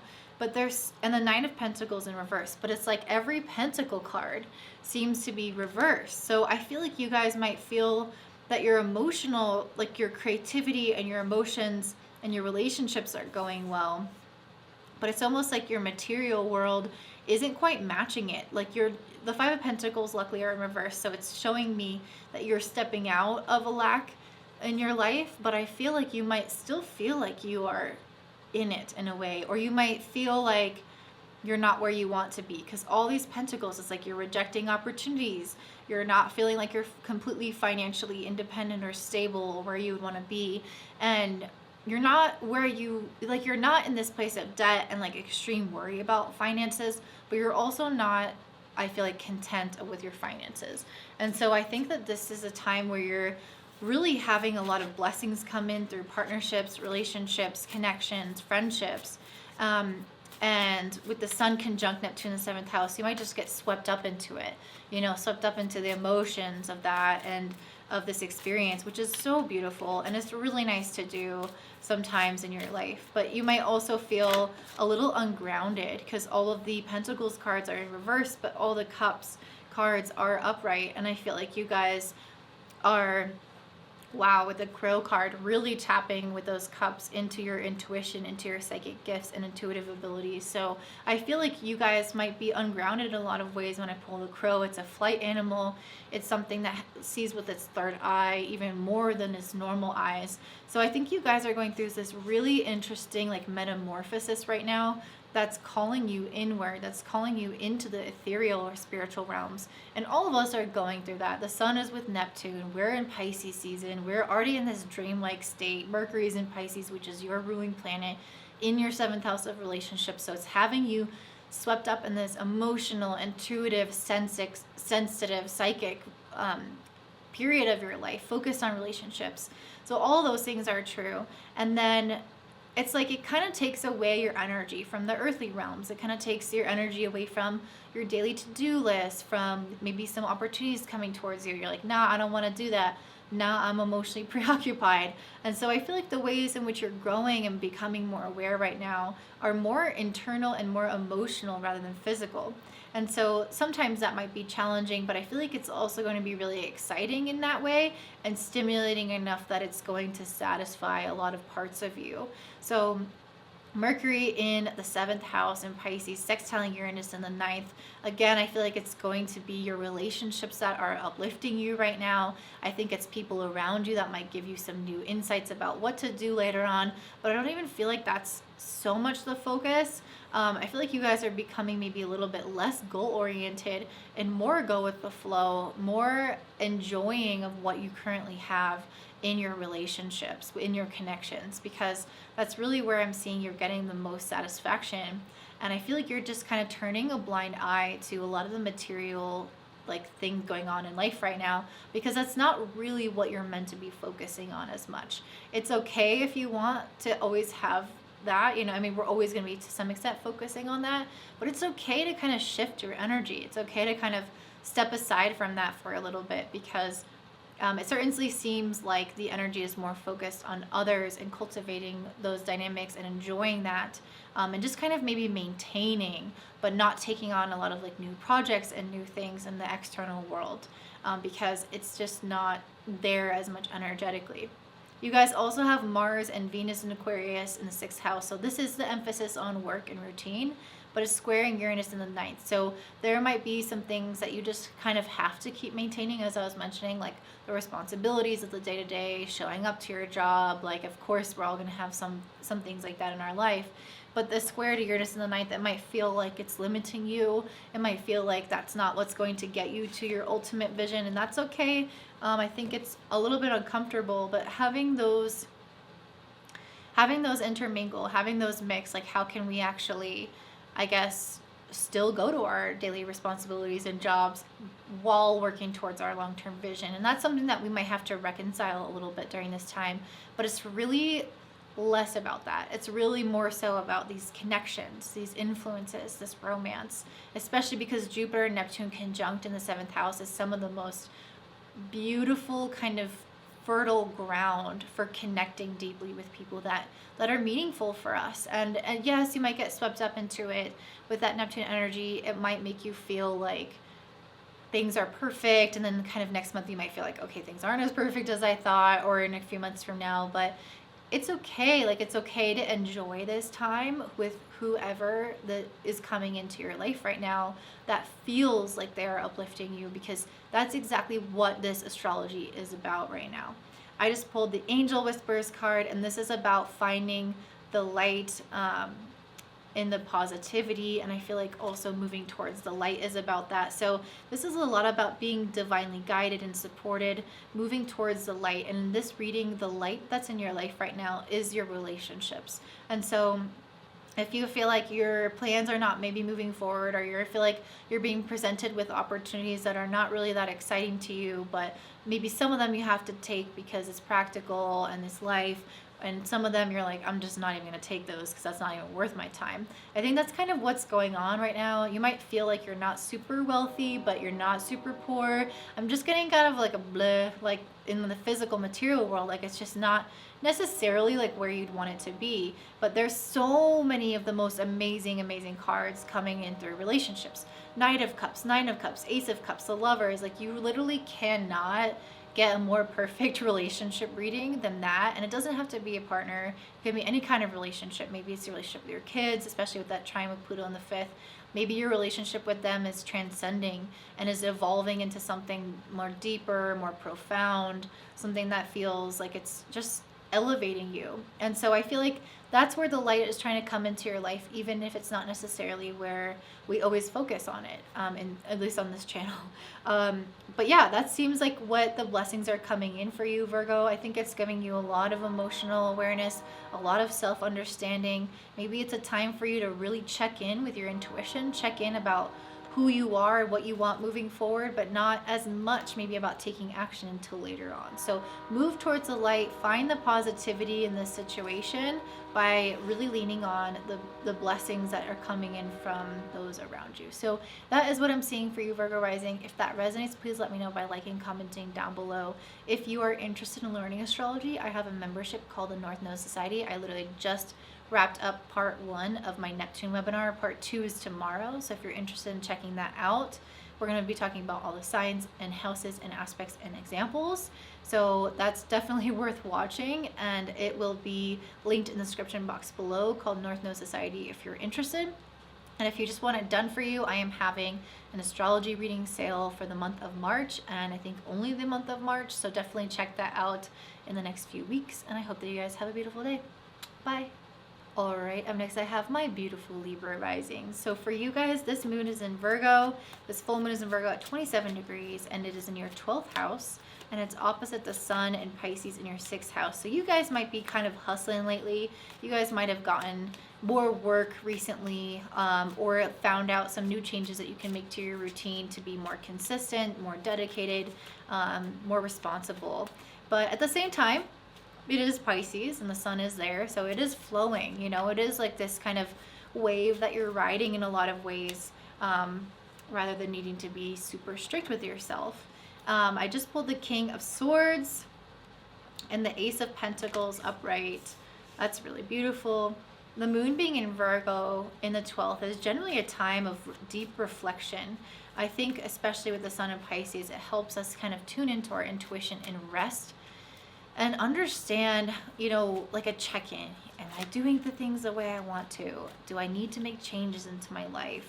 And I think that's maybe where this King of Swords is coming up, is a sense of discernment, self-reflection, understanding, really illuminating these deeper parts of ourselves that we can't always get to when we're super busy. And with the sun in the 6th house, you might be super busy, but I think you're taking a pause, a respite during this full moon, or you're recommended to, where you can examine the opportunities that are coming into you with this Ace of Pentacles and really tune in to what feels good and what doesn't, what feels like it's excess, what feels like it's too much. Because I do feel like you guys might feel like you're having kind of a lot going on, but again, flowing, because Pisces in the 6th house is about flowing. And that's what I pull with the Queen of Cups. It's just really flowing with what you feel intuitively, what feels good for you, and in terms of expanding your heart center.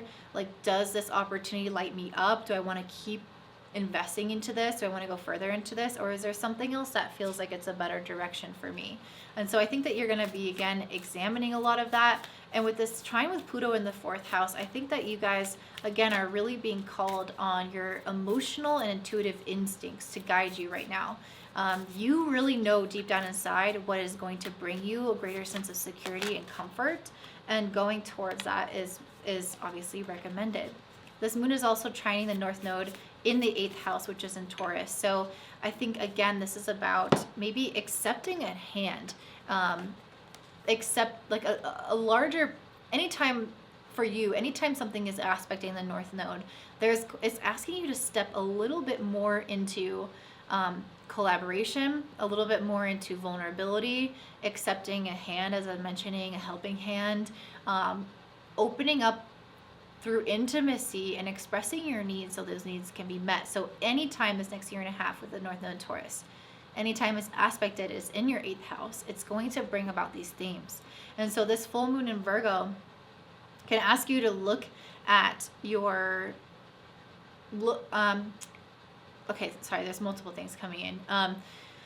It can ask you to take some rest, to look at the competing priorities and really move towards the things that feel good, but then maybe asking for help. You know, maybe delegating or speaking to your friends about what's going on in your life so that they can actually know, so that if something does pop up where they can help you, then they have the knowledge that you need that. And so this is a great opportunity for that, as well as dealing with shadows that can come up whenever the North Node is aspected for you. So there may be opportunities for you to work on insecurities of yours, to examine some shadow aspects of the self that maybe haven't been fully explored. And so again, during this time of rest, you can examine if you've been making any decisions out of fear, because that's generally where our shadows come up the most. Am I fearful of having lack and that's why I'm making this decision? Or is this something that feels really good to me? Okay, I just pulled the Owl card. So again, with that Queen of Cups and this Owl card, I feel like you guys are just incredibly psychic right now. I mean, this is a really psychic time with the Sun and Neptune together.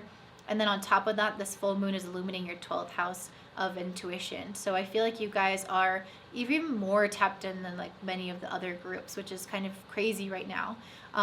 Jupiter is also with Neptune in the 6th, so I feel like it's through this psychicness that you are navigating your work life. But you're using that to create different boundaries, to say no to things, to have discernment, to say yes to things, knowing what to go further into. It's like you are really leading, like you're making the decisions out of the feminine. You're knowing what's right for you, what you're called to out of the intuition and the emotions. And then you're laying it all out and acting on it in the masculine. I also pulled the Moth card and the Tarantula. I kind of want to look these up though before I get into the rest of your reading. I will say though, like the Moth is very attracted to the light, which is not always the best for it. So there may be some things that are in your life that you are attracted to that are not in your best interest. And sometimes that can be illuminated because having a full moon in the 12th can illuminate where we tend to self-sabotage, because that's where that's what the 12th house is. It's the way we undermine ourselves, the way that we, I forget the exact verbiage that a lot of astrologers use. What do they say? I don't know, I'm just thinking like self-destruction, like self-destruct. So yeah, that's really common in the 12th. We all have something like that in our lives, right? Like we're not perfect. We're not always having it all together. And so there might be some area of our life where that element is illuminated, where maybe you've been doing something that like you don't need to do anymore, or maybe it's a thought process, a person that you see, a belief system that you have that you're operating under. Whatever it is, it's like some self-imposed limitation that you've been gravitating towards out of desire, out of comfort. And I think that with the Moth, you can get burned by that. So I think that this could illuminate that to let go of, which is again really beautiful with that trine with Pluto in the fourth house and the sextile to North Node in the 8th house. Both of these are energies of releasing some of those insecurities and things and shadows that are really deeply emotionally rooted. And that's typically where self-sabotage comes from, are us trying to meet our needs in really sideways types of ways. And so I think that maybe you'll start to discover where you've been trying to meet needs wrongly. The Moth it says, the Moth is sure the grass is greener on the other side. Moth energy is attracted to easy solutions and shiny and new.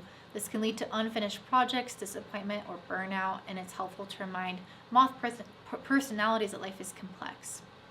No one is exempt from trials and tribulations. Practicing life as an infinite mystery rather than wishing it was easier or different. Okay, that might also be for some of you guys. Maybe there are some unfinished things. That could also be the self-sabotage, is the desire for newness. You know, like I'm going to undermine the beauty of what I currently have by thinking that something else might be better. And so that's definitely self-sabotage. Let me also look up Tarantula, and then I'll get into the rest of the astrology. Tarantula. At a crossroads, claiming life's purpose. The tarantula represents a moment when a great decision must be made. It involves prioritizing your life's deeper purpose or your dharma. I think I just said something about your competing priorities. So I feel like you guys, with this King of Swords and this Ace of Pentacles, are having opportunities come at you, and you might be like, oh, that opportunity looks better, like I'm gonna do that thing. But it's telling you to really stay on track, like really tune in with yourself emotionally, intuitively, and ask yourself if that's something that you really see yourself doing long term, if that is part of your purpose, if this is like a tangent to get you more stimulated and excited, or if this is real. And I think so, I think you guys might have opportunities that will sidetrack you from your dream, or even says a habit or a routine that will do that. And so again, that's a self-sabotage. So it's either some like habit, activity, opportunity, whatever, something is coming in to sidetrack you, and you're really deep inside, you have a voice that's begging you to refocus your attention on your goals, on the things that truly, truly matter to you and that will bring you true happiness. And so just remember that your inner soul is waiting for you to choose wisely. So yeah, that makes a lot of sense why all those cards came out. And then I also pulled the here and now card. So I definitely feel like you guys are being called in each moment to stay really present, because I do get this sense of like busyness for you, even with the full moon the 12th. I think that you guys are being asked to, at least at this full moon, take some time apart, be alone, unplug, because I think that there are distractions and opportunities and things coming in that again are just pulling at you energetically, and you need to refocus and like rededicate and recommit to your goals. With Mercury and Pisces in the 6th house, I think this can help you. And with that sextile to Uranus in the 8th, it's a little bit cutthroat. It's asking you to, with the 8th house being a house of endings, it's like really asking you to maybe end some priorities or end some things that have been born out of insecurities. And something in this cycle that is self-sabotage or distracting or not in alignment. I really feel like that's what that's calling you to do. And then from that place, I think you're going to be so much more liberated. Mars and Venus and Aquarius in the 5th house squaring Uranus in the 8th, I think is that challenge to go into the unknown, into the vulnerable, into the feeling of taking some type of risk for something greater than yourself, or for something that feels like it is your dharma or your purpose, and leaving behind the things that feel really good, the things that feel really safe, the things that would feel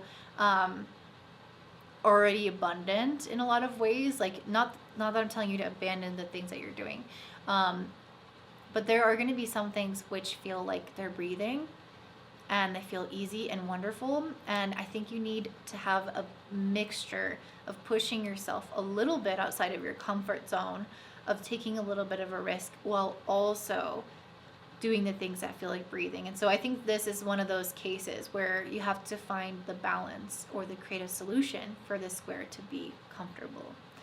So that is what I'm seeing for you, Libra. I hope that this resonates, Libra Rising specifically. If you're interested in, well, actually, if it resonates, please let me know by liking and commenting down below. I love all your comments. And if you're interested in learning astrology, I have a membership called the North Node Society. And we just did a whole webinar on Neptune. Well, actually the first part. So tomorrow will be the second if you want to join us live. And we can also talk about your chart if that interests you as well.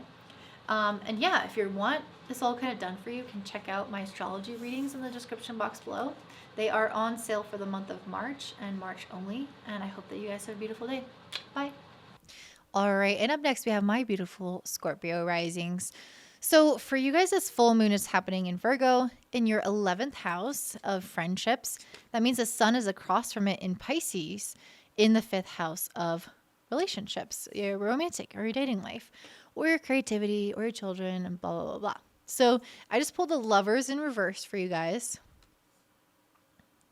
which is a lot about self-love. So I don't know. I feel like this maybe should have been upright. We're just going to go with it in reverse for now. But yeah, a lot about self-love, which I think is a good topic for full moon in Virgo with the sun being in Pisces. It is much more compassionate towards ourselves than usual, with the sun with Neptune and Pisces. Just a lot of like selflessness and self-understanding, if that makes sense. It's like it can be both. I just pulled the Queen of Pentacles. Okay, get it, girl. Get it. But yeah, the moon in Virgo can be critical. So I think that this is calling you, because the moon in Virgo being in your 11th house, I think it's calling you to have some self-love and compassion. And being in the 11th house of friends, I think it's also saying to have compassion for your future goals, because I mean that's also a signification of the 11th house. What you want to do in the future, what's your vision, where you're headed. And I feel like you, maybe with the moon in Virgo there, can be critical at times of not always having your finger on exactly where you want to go and the pulse of your life. And this Lovers card in reverse, I feel like, is calling you to check in with yourself. And I feel like, okay, so I want to show you this card. So first of all, this card has like she's underwater. She's a mermaid underwater and she's looking in the mirror and she's seeing this beautiful castle and the person that she's looking at is on land. So she's seeing someone who is a reflection of her but a different version of her. And so I feel like what's happening here is that this card in reverse is asking you to look into the future, see yourself, visualize who you want to be, and get so stoked and excited and so loving of that girl or that boy. And also feel that way about yourself now. Can you love yourself now and be so stoked for yourself now while also holding that vision of who you are in the future? And that is what I'm seeing here with this Lovers card. It's again a call to self-love, but to also love and visualize, like also not use that future version of yourself and the discrepancy of where you are now as a tool to harm yourself. Just love both versions of yourself because either way, it's not like one is going to make you super happy than the other. You're going to have problems in both realities. You're going to have problems even if you have a bunch of money, even if you have a partner. Like things are always going to just kind of suck a little bit in some area of life. So why not just like enjoy where you are now, love yourself where you are now, and hold that vision for who you want to be. And I'm going to show you that card now so you can have a look.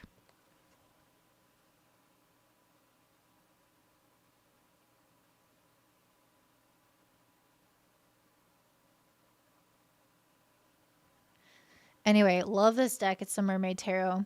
And I feel like it's through that self love that you're going to find that super abundant, confident, independent self with this Queen of Pentacles. Like, girl, this is your time in a lot of ways to shine.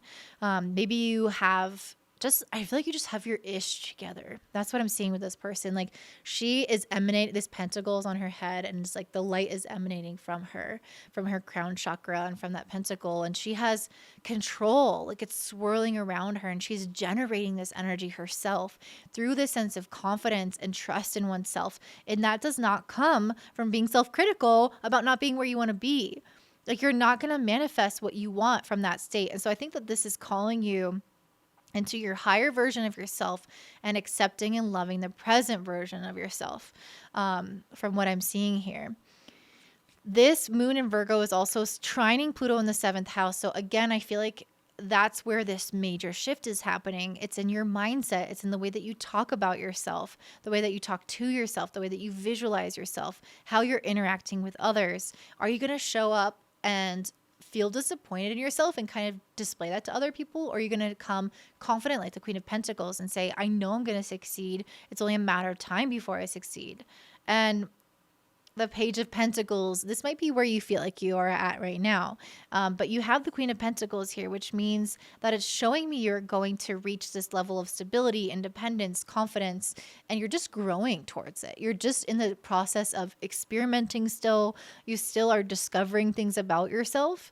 And I think with the moon trining the North Node in the 7th house, as there is a strong element of still needing to meet other people.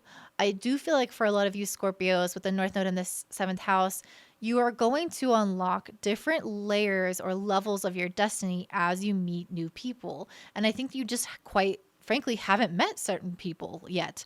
So you haven't been opened up to a new like lifeline or path. Like I'm seeing these like literally like here's your soul, here are all these different like light paths of people crossing yours and giving you new directions. And then I see a ton more as new people come into your life, all these different like streaks of light, these different directions that you can go in. And so I feel like with that trying with the North Node of the 7th house, you are going to step into more divine relationships. This might be the start of it, but I think absolutely over the next year and a half, you're going to be stepping into a lot of divine relationships that are going to help direct you into that path or that end result of the Queen of Pentacles. And so you have the Page of Pentacles right now as your guiding energy, telling you to be open-minded, telling you to experiment, telling you to try new things, or go in new directions. Like if someone asks you to go out, go out. If someone tells you about like an opportunity to go to an event and it sounds even remotely interesting, go. especially with the sun and Pisces in the 5th house, Jupiter and Neptune conjunct in the 5th house. The sun and Neptune are also together. Super social energy, trying to get you out there in the world, dabble, experiment, have fun, try hobbies. Like, don't take yourself so seriously on this vision, with this vision of yourself that that's all you can have, because I feel like you guys are going to discover a lot more about yourself and your interests as you start playing with other people over this next year and a half. Oh, I got the bear card for you. So the first thing intuitively I thought was like, you guys may have felt like you were hibernating this last year and a half with the North Node in Gemini. It may have felt like you guys were preparing for something, like preparing for this Queen of Pentacles or whatever it is you want, essentially. And I feel like you're now kind of stepping out of hibernation. Like you're now being called as a soul to become more social, to put yourself out there more. Like, the sun is shining now. This bear is out. Like, it's not winter anymore. He's coming out of his hibernation. He's coming out of his cave. He's hungry. And that's what I see for you guys. Like, I feel like you're hungry. You're hungry for growth, for expansion, for financial wellness, for all types of wellness. And you're not going to get that in your same little bubble. You have to explore. You have to go out, to go reach the world, to grab the things that you want to eat. I just pulled A Door to the Infinite, number 16. I want to read what that says. Spending time in stillness can help you connect with the infinite nature of your being, the eternal part of you that is always connected with the divine. Taking time out to be quiet in nature or to practice yoga or meditation will be very beneficial to you over the coming weeks. Oh, okay. I feel like that was spirit being like, don't just tell them to be social. Because I feel like you don't want to come out of hibernation and just jump straight into the world and not look back. Because you do still want to integrate some of the things that you have learned in hibernation, some of the things that, like the tools and the ways that you've connected with yourself. You don't want to just abandon those to become social. And so what I'm seeing here is that regardless of moving out into the world, experimenting, being with all these people, Spirit still wants you to make sure that you connect with yourself in that process. You don't have to lose that part of yourself that you gained during hibernation, that self-reflection, this beautiful time for meditation, deep connection. You don't have to lose that part of yourself. You can keep that while also being out there more in the world. You don't have to be reclusive. You can have both. It's about having the balance. And so I think that's why Spirit wanted to come in strongly with that message. If some of you were concerned and be like, hell no, I've been like learning so much on my own. Why the fuck would I want to go out and get it all messed up by other people? Like, Spirit is saying, no, like, you're going to have your needs taken care of if you do both. And you will feel like you're missing something if you hold yourself back to try to keep yourself safe. Okay. I don't think I mentioned this. Okay, you have Mercury and Pisces in the 5th house, sextiling Uranus in the 5th house, or 6th house. Sorry, 7th house, Jesus. You guys, I'm kind of tired. I've been working for like a long time today. Okay, so having Mercury in the 5th, sextiling Uranus in the 7th, again, super social. Like, you're going to get a lot of answers and energy and awakenings through other people. That's why I'm saying get out there. You say yes, go to events, start new hobbies, travel, like whatever it is, do that. And don't be afraid to talk to and connect to other people, because you have a lot of potential coming in here through that. You guys also have Mars and Venus and Aquarius in your 4th house squaring Uranus in the 7th. So I feel like that's that resistance that I felt with the bear card, like wanting to stay in your home, wanting to be more reclusive, wanting to nest, all those things where you're just pulling inward. And that square with Uranus in the 7th is like, come out. Like, it's not as comfortable as maybe you think it is, or it's not as comfortable as maybe you'd want it to be, but it's so much more satisfying.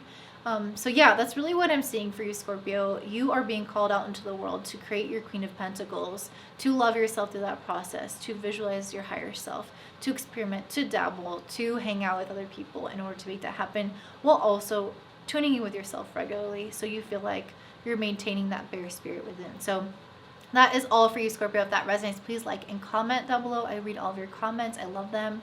If you want to learn astrology, if you're interested in this, I just had my Neptune webinar, the very first one, and it's going to be part 2 tomorrow, where we're going to be talking about Neptune in all of the houses, the aspects and examples, which is very powerful because Neptune is very, very strong in the astrology right now and will continue to be throughout the rest of March. So I definitely want you guys to have a look at that if that interests you. That's in the description box below, North Node Society. And if you want an astrology reading just done for you, I'm having a sale just for the month of March, so go ahead and check that out. It's on willowsbloom.com or in the description box below. I hope you guys have a great day. I don't know what I'm doing, you guys. I'm really tired. Okay, bye. All right, up next we have my beautiful Sagittarius Rising. So for you guys, this full moon in Virgo is happening in your 10th house of career. You lucky dogs.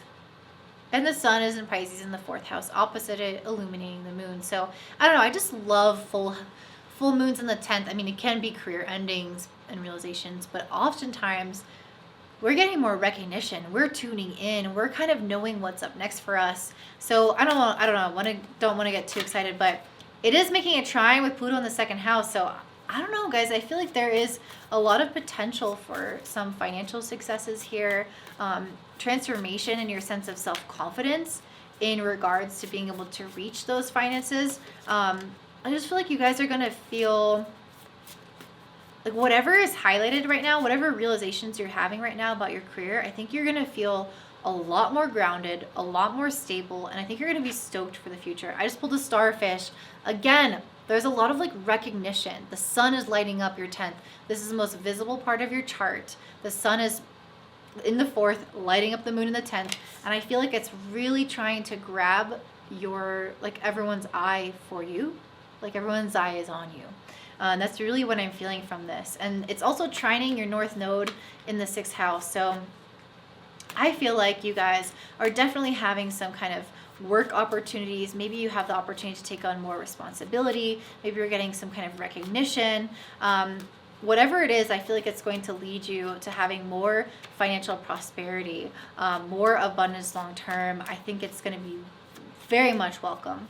You guys, the sun being in your 4th house conjunct Neptune, you might feel a lot more internal. And as I said that, I just pulled the Hermit in reverse and the 2 of Swords in reverse. So you guys might be feeling a little bit more internal than usual. I think maybe those were supposed to be upright. I'm just going to read them how I totally read them.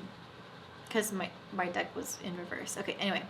So yeah, definitely when the sun is in the 4th, we're kind of pulling our energy in. We're a little bit more tired, or maybe not tired necessarily, but like homebody energy. Like we're not like stoked necessarily to be going out and doing all the things. Yeah, so you guys might be just kind of focusing on the grind, focusing on your career, the things that matter, and then your family, and like coming in and checking in with yourself. And I feel like you guys might have some kind of decision to make with this 2 of Swords. Some kind of opportunity where you can decide to act on it or not. And so I think that this might be, I don't know, it might leave you kind of questioning yourself a lot, because the Neptune and the sun is a very confusing energy. It's like I lack clarity. I don't know which way to move forward. And it's in your emotional center in the 4th house. So it's like really, yeah, it's really there. And so I think that you guys might just be at this stage where you are being recognized, you are getting opportunities, but you also might be confused about how you feel about it all, or what you want to act on, or maybe you're just confused about something in your life, and it could be unrelated to work. I just think that there might be some decisions that you have to make that you're maybe not totally certain about. And that's okay. With Neptune, it's really about trusting your intuition and going within in that sense. And not really feeling like you have to have every single answer right now. Just maybe trusting your intuition to make the decision wholeheartedly without having to have proof and evidence and like all the facts and people backing you up. Like, can you just make that choice based off of how you feel? I just pulled the Power card, number 8, which is a very strong manifestation number in numerology. Great for finances. Like I mentioned, with that trine with Pluto in the 2nd, I feel like you guys have a lot of potential to manifest money right now. As challenging as life may seem to you right now, trust that you have the power and strength to get through the present obstacles and reach a new chapter of greater peace and harmony that awaits you just around the corner. Try to keep a positive outlook and not be disheartened by recent events. You're about to tap into an enormous reservoir of power within you that will help you navigate those tough times and come out even stronger and wiser. So I'm curious if there have been some tough events. I don't know, the starfish card to me just seems so positive that I didn't want to interpret that way, but sometimes full moons in the 10th can indicate job loss. But again, it's like trining Pluto in the second, which I saw as a transformation of your finances improving, but it could be a change in your finances that are not improving. So there might be for some of you like a transition here that feels really scary, that feels like it's actually destabilizing, but in the end, I think it's ultimately going to be more stabilizing. I think, yeah, long term anyway, like you'll find something that has more finances or something better coming along. But I don't know, I feel like, let me pull some more cards. Like what is this challenging moment? Because I'm just wondering if you're stepping up more into your power, if there really is a challenge. I pulled the Ace of Wands. Okay, I don't know. I don't think that there's maybe necessarily a challenge in your external reality. I mean, maybe making a decision about something, but I feel like the power is more so going into like you shining your light more with this Ace of Wands and the starfish, like being more visible, stepping up in responsibility, being more of a leader, really exploring some ideas that you've had that feel like they might be taking a risk to some extent. I think that is where you need to be really owning your power rather than so much like, oh, I'm going through such a hard time. I think it's really just being like, I'm going after the things that I want. I'm shining bright. I'm not holding back. With the Two of Swords in reverse, I'm owning my power and my agency to make my own decisions in life. And so I feel like it's really asking you to just kind of step into that in a sense. And with Mercury and Pisces in the 4th house making a sextile to Uranus in the 6th, I think it's going to be that time alone, that time in reflection, really going within with that Hermit card that's going to give you the power to make the changes that you need to make in your responsibilities, to step up, to ask for what you need, whatever it is, whatever that next step is for you to make that final decision. You also have Mars and Venus in Aquarius in your 3rd house, squaring Uranus in the 6th. So you might be a little bit more prone to overthinking right now, especially with Mars there. You might be asking other people what they think with Venus there. You might be really kind of going back and forth. And at the end of the day, that's kind of disarming you. It's kind of not helping, is what I'm trying to say. And with that square to Uranus in the 6th, like I think you're meant to take action in regards to your day-to-day life, in your routine, and in your decision-making, around your responsibilities, and like overthinking, asking questions, like externalizing all this, doubting yourself, like it's not helping. Just really tap in on your power, trust yourself, trust your decision-making. Don't ask other people, don't overthink it, trust your intuition, what lights you up, what feels good, what feels like the right choice, and then you'll know kind of what to do. The other thing I will say is that the Two of Swords is about balancing priorities. So if there's not a choice necessarily about like this direction versus that, there might just be like a lot of little choices in terms of balancing priorities. Like, am I going to put my time and energy here or here, and how am I going to manage this? And so you guys might have to really step into your power in that sense as well. I'm going to wrap up with Jupiter conjunct Neptune in your 4th house. Really freaking beautiful energy. I kind of want to pull a card for that. Very lovely for the home life. Very lovely for feeling like you are just super tapped into source, and like source is really supporting you. You might lack clarity again about how you feel about certain things, and that's why you just got to trust your intuition, because again, I don't think all the steps are there. And I got the Rabbit card. Yeah, this is a card of worry. So I really feel like you guys could have some sidetracking going on, could have a lot of opportunities or a lot of mental stimulation. There's just like a lot coming at you or is inside of you that is making your energy go a little bit more haywire. And I think Jupiter, Neptune in the 4th is the most beautiful spiritual energy to help you move through this so you don't get caught up in the mind, but that you can sink into the body, you can tap in with your intuition, and maybe you don't really know how you feel all the time or what you think about something all the time, but I think you can just kind of know. And maybe that's just because I think I'm claircognizant, but maybe you have a different clair. Like, really tap into your guides in whichever way you communicate with them, whichever clair you utilize, and you'll find that the answers are there and you don't have to worry. And I think that's the greatest gift from Jupiter and Neptune in the fourth. So that is what I'm seeing for you, Sag Rising. If that resonates, please let me know by liking and commenting down below. And if you are interested in learning astrology, I have a membership called the North Node Society. We just did a call all on Neptune, and we're going to continue that call tomorrow through all the signs, houses, aspects, examples.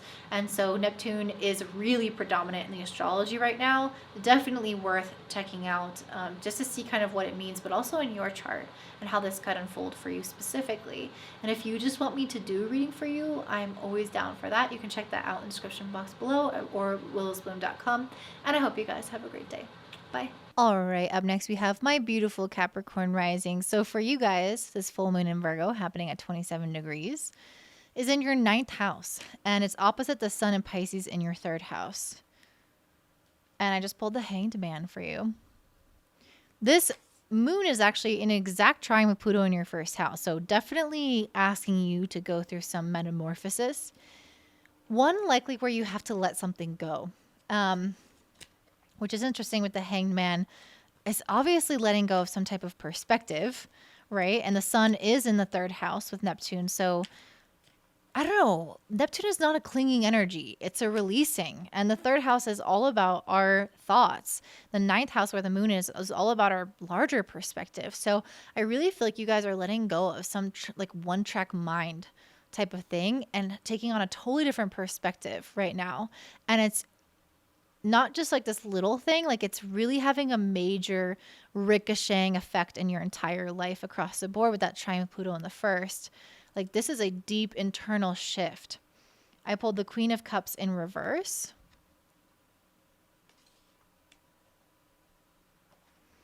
And the Hierophant. Okay. I'm not sure if that was supposed to come out in reverse or not. Let me pull a card to clarify. The 6 of Swords. Okay. So, okay.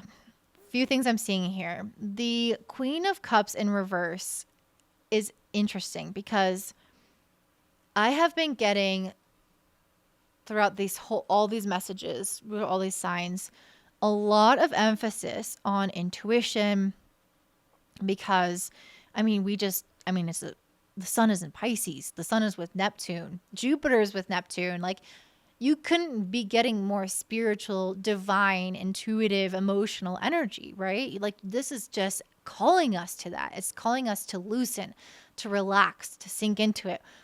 But I actually feel like with the Queen of Cups in reverse, I actually feel like it's calling you to, next to the Hierophant, to actually not use your intuition, but maybe not be so emotionally influenced. And with the Hierophant next to it, I feel like it's maybe calling you to step into some level of security or like tradition. But it's also clarified by the 6 of Swords. So I feel like you guys might be like changing something that you were. So I feel like you guys are moving from one study or one like path or one thing that felt more traditional, and I feel like you guys are changing it and going into another one. And I think the reason why it says like the Queen of Cups is in reverse, because ultimately the sun is in the 3rd house of logic, but it's with Neptune, so it's also very intuitive. So you're already going to combine logic and intuition. My fear is that with the Queen of Cups being reverse, that you guys might be overly emotional about this decision instead of just like trusting that you know what's best for you and that you can feel what's best for you. I feel like you guys might doubt yourself, and again, let your emotions take over, like, oh, I've invested so much into this, how can I go down this different path now? Or just question, a lot of questions, you know, like things that are tripping you up. And that's why the Hanged Man is here. I feel like you guys need to really see this from a different point of view, because whatever change is coming in for you right now, it's trining your North Node in the 5th house. It is leaving you feeling expansive. This change is going to excite you. This change is going to feel like you are tapping into your soul's essence, your gifts, what you came to this life for. And so it might feel like, oh my gosh, I can't give up this thing, or I can't not continue to invest in this thing because of XYZ, and your emotions get all triggered and you get all into it. But in reality, if you can just flip the script, like, well, isn't this thing going to make me a lot happier with this Hanged Man? Like, can I see the reality of what this is going to give me without getting caught up in the emotional turmoil of the Queen of Cups? That isn't necessary. I think you guys are being gifted with some kind of next step. And I feel like you guys are questioning it or worrying about it unnecessarily. Let me pull an animal card for you guys. I got the Swan. The Swan does a deep dive. So again, it's not that you're not intuitive and like aware of your emotions, but I feel like you guys are going so deep with this Swan card. It's asking you to go so deep that it's not like you're whisked away on the momentary surface emotions, but you're going deep, deep to your needs. And what is your soul calling you to do once you're down there? Because if you've ever gone diving, you'll know that when you're more on the surface, like the current is really intense. The current can be intense even deeper, but it's much more intense towards the top typically. Like the waves are crashing, things are just moving faster. And then as you go lower, they become stiller. And you can understand, there's more serenity. You can understand what's lying underneath the surface of all the emotional turmoil. And so I think that you guys are being asked to dive low enough, deep enough within you to ask what your core needs truly are, to fulfill those emotional needs rather than the ones that are just flaring up as like outbursts of fear and, you know, the shadow in a way, or the child self, or whatever it is that's trying to protect itself. It's like, can we go deeper to my soul to see what my soul truly needs? And that's why I think you have the Hanged Man, is like, let's get that higher self perspective up in here. And with the Sun and Neptune in your 3rd house, that is easily accessible to you right now. As long as you have that time alone to check in with the self, like that is here for you. Let me pull an Angel Oracle card.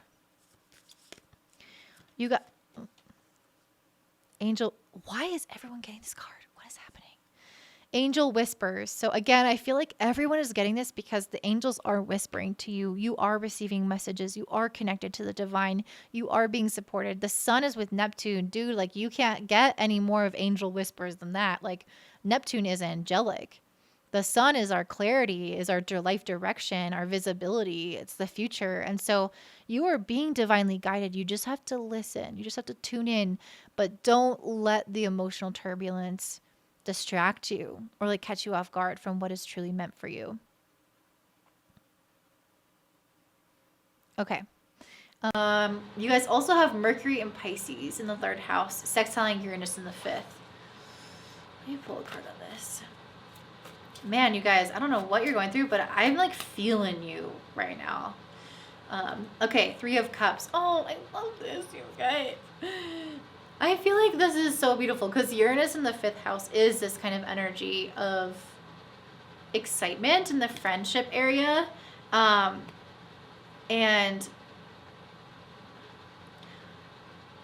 oh my gosh, I have an Apple Watch that my mom gave me, and every second it's like going off and vibrating. I'm just gonna take it off because it's stressing me out. I don't know how to mute it. I don't know how to work it, which is unfortunate. Okay, 3 of Cups. very celebratory, very socially connected. Mercury and Pisces in the 3rd house. I feel like your girlfriends, if you have girlfriends, your guy friends, whoever, they have your back right now. And I think that they're going to help you calm the waters and like celebrate whatever this new exciting thing is for you. This change that you want to make, this new perspective that you're gaining about your future. They are here to get you stoked on it. Normally I would say, oh, like don't share it with someone. It's a little seedling. You want to protect that seedling. It's not safe. That's not what the astrology says. The astrology says you need to share that bitch. Like you need to get that circulating so you can get your engines revving, so you can get this like juice flowing, that people are on your side, that you got this, that you don't need to be swayed by your emotional turbulence. Your friends can help you get down to what truly matters to you, even when sometimes you can't. However, with Mars and Venus and Aquarius in your 2nd house squaring Uranus in the 5th, you might really doubt this. There might be part of you that's wanting and desiring a sense of stability, and financial wellness, and knowing that you're going to be okay, and having the knowns, and being protected, and being independent. And you might have to take some risks. You might have to change things up in a way that feels like you're unstable, and that might really go against this desire. Like that might really be a hindrance in this desire, in the pursuit of this desire. So what I'm going to say is you need to have some kind of balance between the two. You can't just throw, it's a square, you can't just throw caution to the wind and be like, I don't need money, I'll be fine, the divine has me. I mean, maybe you can, but as a Capricorn rising, I don't know, dude. Like, I don't know if that's what you signed up for. I don't think so. Like Capricorn risings, you're ruled by Saturn. You're meant to work. You're meant to put your effort in. And so I feel like there's some element there of you really needing to show up and be practical. But don't get caught up in that, because I really feel like that's what's going to hold you back. There is some new path emerging, some new study, some new thing that you can go down that is for you, that is going to allow you to have something that you want later down the line. So whatever this investment is worth it, even if it does take money and time and stability away from what you currently have. It's a long-term investment for your future happiness, and yeah, that's okay. Like, as long as you still have some money, as long as you're still doing something, but, again, not 100% throw caution in the wind, but to some extent, like 50, 40%, like how much can you downsize? How much risk can you afford to take without keeping yourself small and without taking too much of a risk? Last thing I'm going to say is Jupiter conjunct Neptune in the 3rd house. This is a time for the higher mind to come and step into yourself, to take the reins, to do what's right for you, instead of getting caught up in the normal humdrum of our thoughts and our worries and our normal self. Like, you have access to 2 of the most spiritual planets right now in your conscious mind in the chart. And so you are really able to tap into other realms, the ethereal, the energy, the divine, spirit guides, all those things. And they're just sitting there waiting for you to use them. That's why you got the Angel Whisperers card. They are talking to you. So just really allow yourself to access that and change your perspective. So that is what I'm seeing for you, Capricorn Rising. If it resonates, please let me know by liking, commenting down below. If you want to learn astrology, I have a membership called the North Node Society. I just did a call on Neptune, which was really fun, and that's really predominant right now in the astrology. So if you want to learn about Neptune and the houses and the signs, the aspects, examples, and to kind of understand what makes this planet come to life, then definitely check that out. The North Node Society is in the description box below. But if you just want it all done for you and you want an astrology reading, I do have them on sale for the month of March, and only the month of March. So if you're interested in that, definitely check that out as well at willsboom.com or down below. And I hope you guys have a great day. Bye. All right, up next we have Aquarius Rising. So for you guys, this full moon in Virgo is happening in your 8th house. And that means the sun is in Pisces opposite it in your 2nd house of finances. So Okay, I need to shuffle these cards some more. This full moon is trining Pluto in your 12th. I feel like the last reading that I got for you guys was kind of intense. Like something, if I remember correctly, it was like something not working out. And I don't even know if this was the last one, but something not working out so something better could come along. Or so they could put more energy into one avenue, which is interesting because now this full moon being in your 8th house is definitely taking you through those shadows. Trining Pluto in the 12th. Shadows, like the things that we are really spiritually in tune with, but also Pluto is like super repressed things in the 12th house. So I feel like a lot of this is being activated because this is an exact trine with Pluto in the 12th. So I definitely think you guys are maybe facing some kind of parts of yourself that you haven't wanted to face. I just pulled the Six of Pentacles in reverse. And it's also trying in North Node in the 4th house. So I think I feel like it's this really highly emotionally charged time. I pulled the Page of Cups. I think full moons are already kind of like that. But then with these aspects going on, it's just like the thing that I feel like I'm just hearing some of you guys say, like, what more could go wrong? Or like, why is this going wrong? Or something like that. Which is interesting because the cards are not really reflecting that necessarily. But I'm just getting this kind of like energy of desperation or being over it or just ready for some breakthroughs. And I pulled the Three of Pentacles. So what is going on with you guys? What's happening?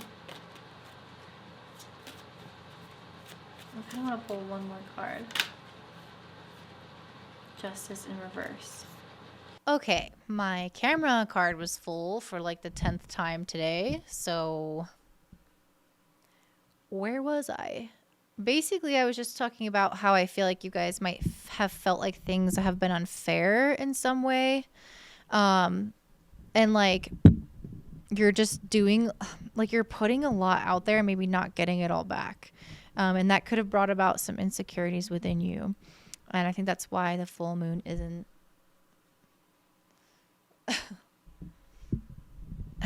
Guys, okay. If you know anything about astrology, Saturn is opposite my Mars right now, and it's not even exact. And it is driving me. Like, this is like, this is what I'm talking about. It's basically the energy of being super fucking frustrated because things are just for no reason not working out, but to just test your patience. And it is testing my patience. Okay, this is not going to set up. I'll go down.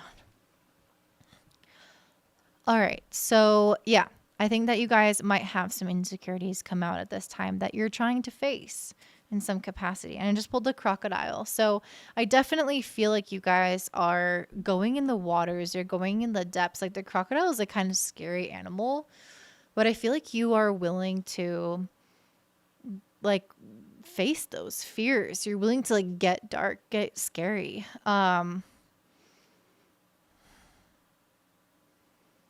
And I feel like the crocodile being such an ancient animal, it's like you guys really have had some of these insecurities for a long time. And I think that's why it's trining the North Node in the 4th house. Like this is going back to childhood, to generations, to family. And I think that it's something almost bigger than you that is really, really deeply ingrained. And that's why I think the crocodile is like this ancient species. And I think that these things that you're diving into are ancient themselves. And that's why they're so repressed with Pluto in the 12th. Like this is the most repressed energy you can get. And I think that is for a reason. I think that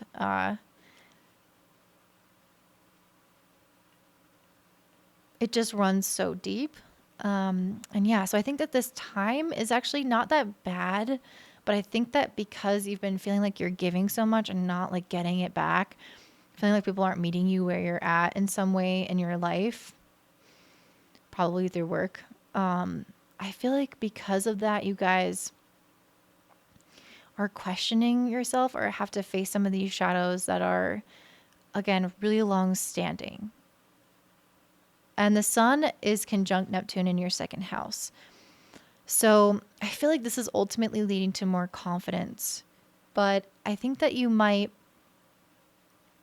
like have some confusion about how exactly to do that. To be really stable and really confident and like really financially successful and all those things, you might lack clarity on what that entails in terms of manifesting that. And so I think it's really going to be about trusting your intuition in terms of the next steps for finances and security and confidence and diving into those shadows, like I mentioned. You guys also have Mercury and Pisces in the second house, sextiling Uranus in the fourth. So I feel like, again, whatever like isn't working out, it's bringing up these things to be dealt with. And that is ultimately going to again lead you to more confidence and more emotional fulfillment. And I think that's why I pulled the Three of Pentacles and the Page of Cups. I feel like a lot of this is like you're actually going to get more emotional fulfillment in something that you're creating with somebody else or working with other people. Like maybe you are speaking certain needs that you have. Um, and yeah, I feel like it's just you're like honoring that. You're honoring your creativity. You're honoring your intuition. You're honoring your dreams, your fantasies, your child self, and you're dabbling or playing or working with other people. And I feel like that is what is actually going to make you feel like you are coming alive. You're really emotionally in tuned. You're more confident because I think it's just like this play, that's really bringing that emotional depth, that emotional security, that sense of comfort. And again, I really see other people here with those Three of Pentacles. Like there might be some area of your life where you're not getting recognition that you deserve or that you're not getting what you put in. But then there's going to be some other area of your life where you are. And I think that's what you're meant to move towards. Or maybe you just have to kind of deal with whatever this is where you're not getting what you deserve, because maybe it's just a matter of time. But maybe this other area of your life where you are getting the equality, whether it's friends, whether it's family support, whether it's, I don't know, some kind of colleague or some kind of project that you're working on, that is what is going to sustain you emotionally while you are in the process of having to just kind of eat shit, if that makes sense. Okay, I pulled the health card. I mean, I feel like that's pretty self-explanatory, but let's go ahead and look it up anyway. Health. Health is wealth. Now is an opportune time to focus on your health. You've been living at a hectic pace for some time, and it'd be wise to break and allow yourself to relax and rejuvenate. Give thanks for the health of your body and mind, and remember to make your health a priority in the coming months. So you guys might have been like feeling like you're not filling up your cup. And that's probably why I got the Justice and Six of Pentacles in reverse. Like you might feel like you're overextending yourself, giving yourself a lot to other people or to projects. And I think it's just time to kind of pour that back into you. And I think that's also part of what this like shadow work and everything is this really tuning in with the self, tuning into your needs, meeting your needs, being vulnerable about what those needs are, asking for help from others. Really, like the health thing is just you overdoing it, overburdening yourself. And I think it's your reminder to take care of yourself and make that a priority in this process of striving and having some resistance come up. You guys also have Mercury. Oh, I already mentioned that. You guys have Mars and Venus and Aquarius in your first house, squaring Uranus in the fourth. So I do think that you guys have always done things the same way and you're being asked to change. I think there is some element, like the first thing that came up was like being way too stubborn. So I don't know you, I don't know what's going on in your life really, but there is something in your life that is fixed, that is too stubborn, that I feel like you guys need to address. Um, like some habits, some routines, some way of taking care of yourself, some way of taking care of your home, some way of processing emotions. It's like I don't want to get into specifics. Those are kind of some topics that it could be, but there is something, and I think you'll know. There's something that needs to give or to be more adaptable or more flexible about you or about the way that you're showing up to your life that is keeping you held back. Um, because I think you might be just like repeating some kind of cycle, like this rigidity, this inflexibility, or doing the same thing is keeping you in the same result. Um, and that might just be overworking and overburdening yourself and like really realizing, oh, I need to take a step back. I need to work on my health. I need to blah, blah, blah. Or it might be something else. But regardless, it's some needing to let go of something or change something or be like, like, like I feel like you're just like a clenched fist and you just need to like let go.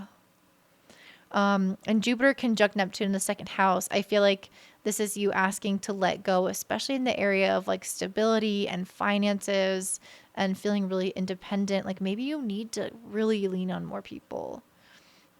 Maybe that's what it is, especially Aquarius. Like I think a lot of you guys try to do your own thing, which is cool. But like I think you reach a certain point where it's not really sustainable and you're just trying so hard and you're overburdened and overworked and like you need support.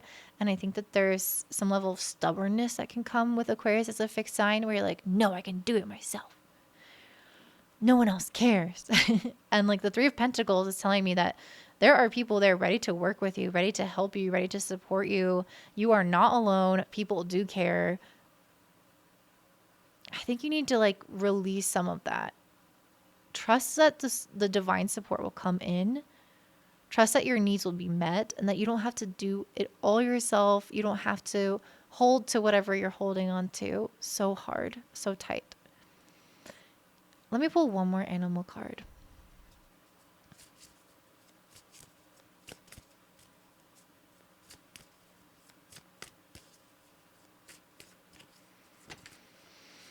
What wants to come through for Aquarius? The owl. I feel like this is just saying you already know. Like the owl sees in the dark. It knows where the fuck it's going. And even if you don't really know where you're going all the time, like you're like your soul knows, if that makes sense. It's like your soul chose this. It chose all these struggles. It chose this chapter that you're in. It chose to feel frustrated. It's like it knows what it's up against. It knows because it chose it before you came. And you're just kind of playing it out and deciding to react to it now in the moment in this lifetime. And I feel like the owl card is like saying you are connected to your higher self. You're connected to your soul. There's an innate part of you that knows. And I think that's the part of you that needs to guide you through whatever is going on right now. Because I do think that there might be some frustration or darkness or something that you're feeling at this full moon in Virgo that you don't need to hold on to. Like, you don't really need to feel like you know how to navigate it. You know, you don't need to like perpetuate it, if that makes sense. You're so intuitive. Like, you're so tapped in. I see that all over this transit, but also just as an Aquarius, like, you know. And so I think if you can really trust that, I think you'll feel a little bit better and maybe not have so much of that clenched fist sometimes. So that's what I'm seeing for you, Aquarius. If that resonates, please let me know by liking and commenting down below. If you want to learn astrology, I have a membership called the North Node Society. We just did a really fun call on Neptune, and we're going to be doing part 2 tomorrow related to the houses and the aspects and examples. So if you want to see Neptune, what it's like in your chart, and understand what the major transits are right now, because Neptune is very much involved for this whole month of March and even into April. So if you are interested in that, you definitely recommend checking that out in the description box below. And if you just want me to do it all for you, I can do a reading for you at willsbloom.com or in the description box below. And I hope you guys have a beautiful day. Bye. Oh, wait. Some readings are on sale for March. Just March. Okay, that's all I want to say. All right, thanks. Bye. All right, and last but not least, we have my beautiful Pisces risings. So for you guys, this full moon in Virgo is happening in your 7th house of relationships, which means that the sun is in your house, in your first house, in your sign, I should say. Definitely giving you like star power right now, asking you to really go full force into your career, into your health, into your relationships, making you vibrant in some capacity. And the moon in the 7th, I think, is drawing your attention more to relationships than ever before. I just pulled the 3 of Wands in reverse. And the King of Wands in reverse. What is going on? Why are these in reverse? What's going on, guys? This full moon is actually making an exact trine to Pluto in the 11th house. And the star in reverse. Okay, what's happening? And the 3 of Swords in reverse. Okay.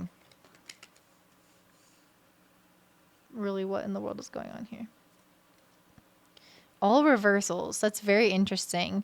That makes me feel like you guys are trying or need to maybe see things from a different perspective, like a role reversal, if that makes sense. I just pulled the learning card and the source of life card.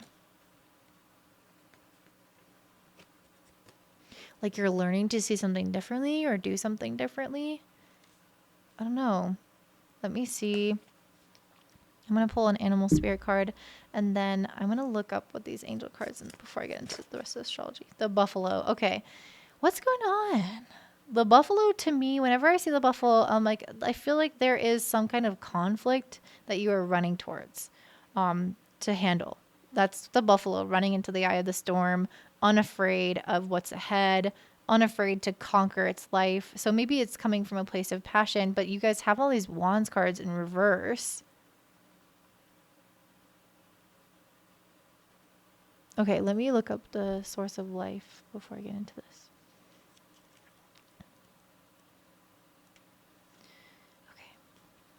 God, the source of all life, is within you, with you, and around you at all times. The source of life permeates everything in existence.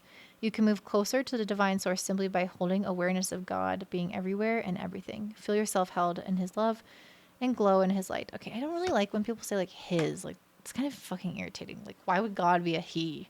Like who decides that? Yeah, like, I don't know. Whatever. Anywho.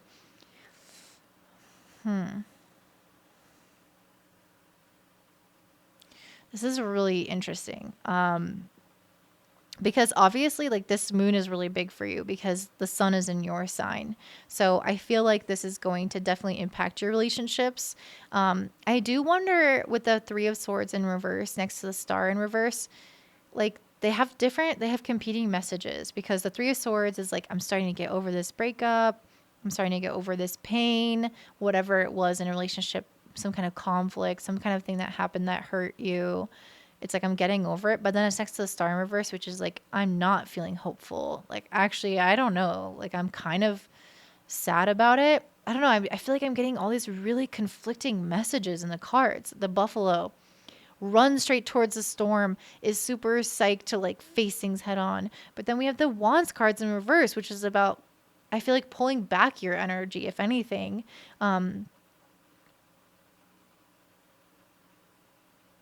So the conflicted feeling I'm getting, I wonder if you're getting that too, because the sun is conjunct Neptune, which means, and they're both in your sign, they're both in your first house. I think you guys might be conflicted. I think you guys might be confused, because I haven't felt this way about any of the other readings except yours. And so it makes me feel that there's some kind of message here in that confusion, that you guys are maybe like really, like, it is your season, but at the same time, with Neptune there, which is your ruling planet, which is great. Like, you are very intuitively guided right now. Like, your spirit guides are with you. That is all on point. But I think at the same time, regardless of that, like, Neptune always brings a sense of confusion. No matter how in tune we feel, like, we don't always have something tangible to grasp onto, and that's how we operate as humans, and that's just kind of how it is.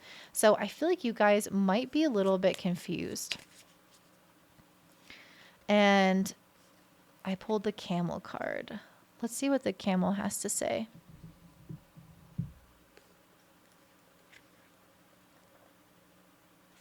Resourceful, independent, knows oneself. The camel can handle absolutely anything, as it carries a wealth of nourishment within. This wondrous creature is self-reliant and handles challenges with ease. Even in the face of excess heat, like judgment or anger, the camel searches inside for the cool elixir of water to calm the situation. The camel represents the ultimate form of bringing opposites into balance. Wasn't I just talking about these opposing things? I'm like, you have this, okay, yeah, you have these opposites going on within you right now. And being responsible for one's own reactions. The camel's a wonderful traveler and is especially fond of trips to faraway lands. Okay, very interesting. Definitely seeing the opposites here. The opposites of the Three of Wands in reverse, the King of Wands in reverse. Sorry, the Knight. Those to me are people like storming after their next adventure and being so certain and so stoked, and they're in reverse. So they're like, actually, I don't know. I have a little bit of trepidation. But then the buffalo there is saying, I want to storm right after it. I want to go. And that to me is like a complete opposite. That's why I'm so fucking confused. And this camel card is talking about opposites. And then we have, again, the Three of Swords, which is talking about, in reverse, finally healing from some kind of heartbreak or some kind of disappointment or some type of like conflict, whatever it was. Just, it doesn't matter how big or small. That feels like a hopeful card, right? Like, I'm finally getting over this. It's loosening its grip on my heart. But then the Star is in reverse, which is like, are things getting better? I don't know. Maybe I'm not as hopeful as I thought. Maybe I'm questioning the universe. Why is this all happening? Like, I don't know. Those, again, feel like opposites to me. So there might be some of these kind of situations going on in your life where you feel like you're stoked in one thing and scared on another. And maybe it's about different areas of your life. Maybe it's about the same thing and you have mixed feelings. But there is some kind of like push and pull back and forth within you that I think is leaving you a little bit confused. And it definitely involves other people with this full moon being in your 7th house. Like, it's funny because the camel is all about being independent and handling it all yourself, and being so self-reliant. But actually, the full moon's in your 7th house. Like, it's trining Pluto in the 11th. You are being supported through your social networks, through your relationships, your intimate partnerships, your friends.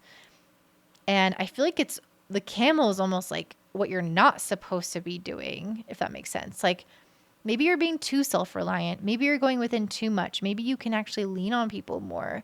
With the moon is trining the North Node in the 3rd house. This is your time to open up, communicate, share ideas, be receptive to other people in terms of forming the next step for yourself. And I just think that you guys maybe are being a little bit like too self-reliant and trying to process this all on your own. And I think that's part of the reason why you may be confused or you have this like push and pull. And I think it's because maybe you actually need other people right now to sort some of this stuff out. Like, maybe you need to talk about whatever the Three of Swords, like if you are healing from some kind of conflict, maybe you need to talk about it with that person some more to feel the star moving upright, to feel like you are having that resolution that you're looking for. And with the buffalo, like, maybe you need someone to be like, yeah, run for it. Run straight into that conflict. Run straight into that storm or that challenge in your life and embrace it with excitement and like adventure. Maybe you need someone to get you stoked on that so that you can fully 100% commit with all of your tenacity.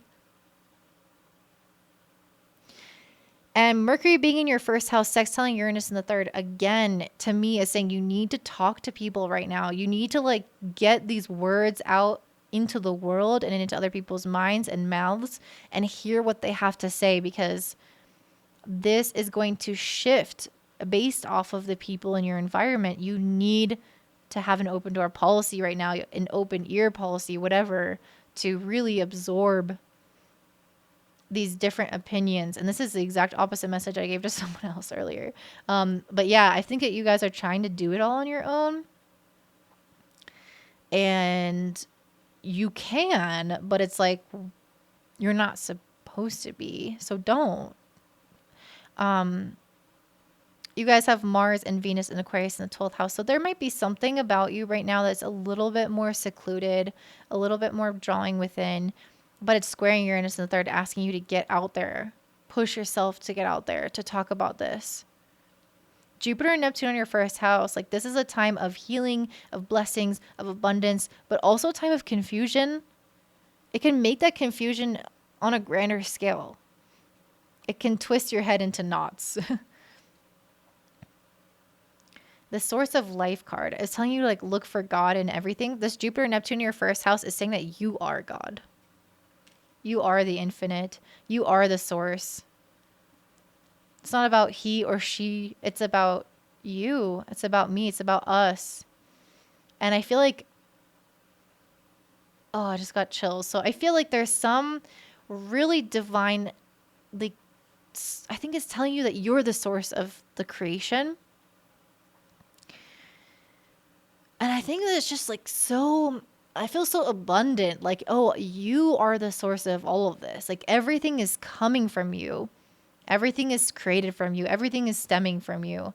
So whether it's resolving this conflict to feel better, whether it's running towards this challenge in your life or whatever it is, it's like all of it is initiated and done by you. In that sense, you're the camel, you're self-sufficient. But just because it's done by you doesn't mean that you have to live in a vacuum where you always handle everything yourself without addressing or talking to other people and getting their ideas, their insights. Because I actually think that even though that you're the source, you are creating it, you are the end game, you're the say of your own life in every capacity. Even though that's the case, like you are in this really, I mean, from the cards, I feel like you're in this kind of conflicted place, like with Sun conjunct Neptune in your sign, in your first house.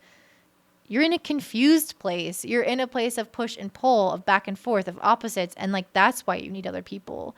You need them to iron out your thoughts and then you do everything yourself. I think that's where the camel's coming in. It's like, don't overly rely on yourself in the sense that you're not consulting people when it's actually beneficial to consult and lean on people.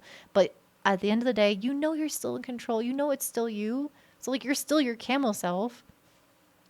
The learning card, I feel like the learning is like learning to let people in and lean on them. Because I think as a Pisces, I mean, it might depend on the rest of your chart, but as a Pisces rising, there is this kind of innate sense of wanting to withdraw, to go within and to really be isolated. Like I see this so many times with Pisces, like every Pisces, they need so much alone time. They always want to be alone. I'm a Gemini, so you can see that's not the case for me. But yeah, it's like, you guys, maybe there needs to be a learning opportunity here about actually going without, or externally, I mean. The learning card says, life always brings you exactly what is needed for your soul's growth. Instead of resisting difficulties, try to see them from a higher perspective for what they really are, an opportunity for growth and learning. When you look with awareness at the wisdom and the gift from the obstacles and challenges you face, you progress further along your path and can move on to new experiences. So I feel like this is an opportunity actually to really dive into your relationships, to really seek support, to really consult others, because this full moon is in your 7th house of partnerships. And like all this wishy-washiness and confusion is coming in here to kind of push you out of your comfort zone, to push you out of your like shell, and to consult others, to connect with others, to be honest with others, and have that mirrored back to you so that you can then make decisions and then be self-reliant.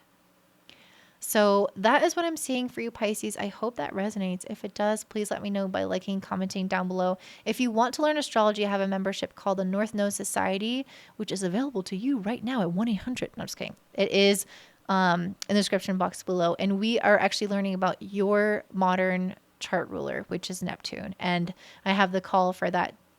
I had one today and one tomorrow. Super interesting call. It's going to cover all of the signs and houses and aspects and examples with Neptune. Very, very important planet for you. So if you want to learn about that, definitely check that out again in the description box below. And if you're like, I don't want to learn it, I just want it all done for me, well, I can do an astrology reading for you if that's the case. So you can also check that out at willisboom.com and in the description box below. And I hope that you guys have a beautiful day. Bye.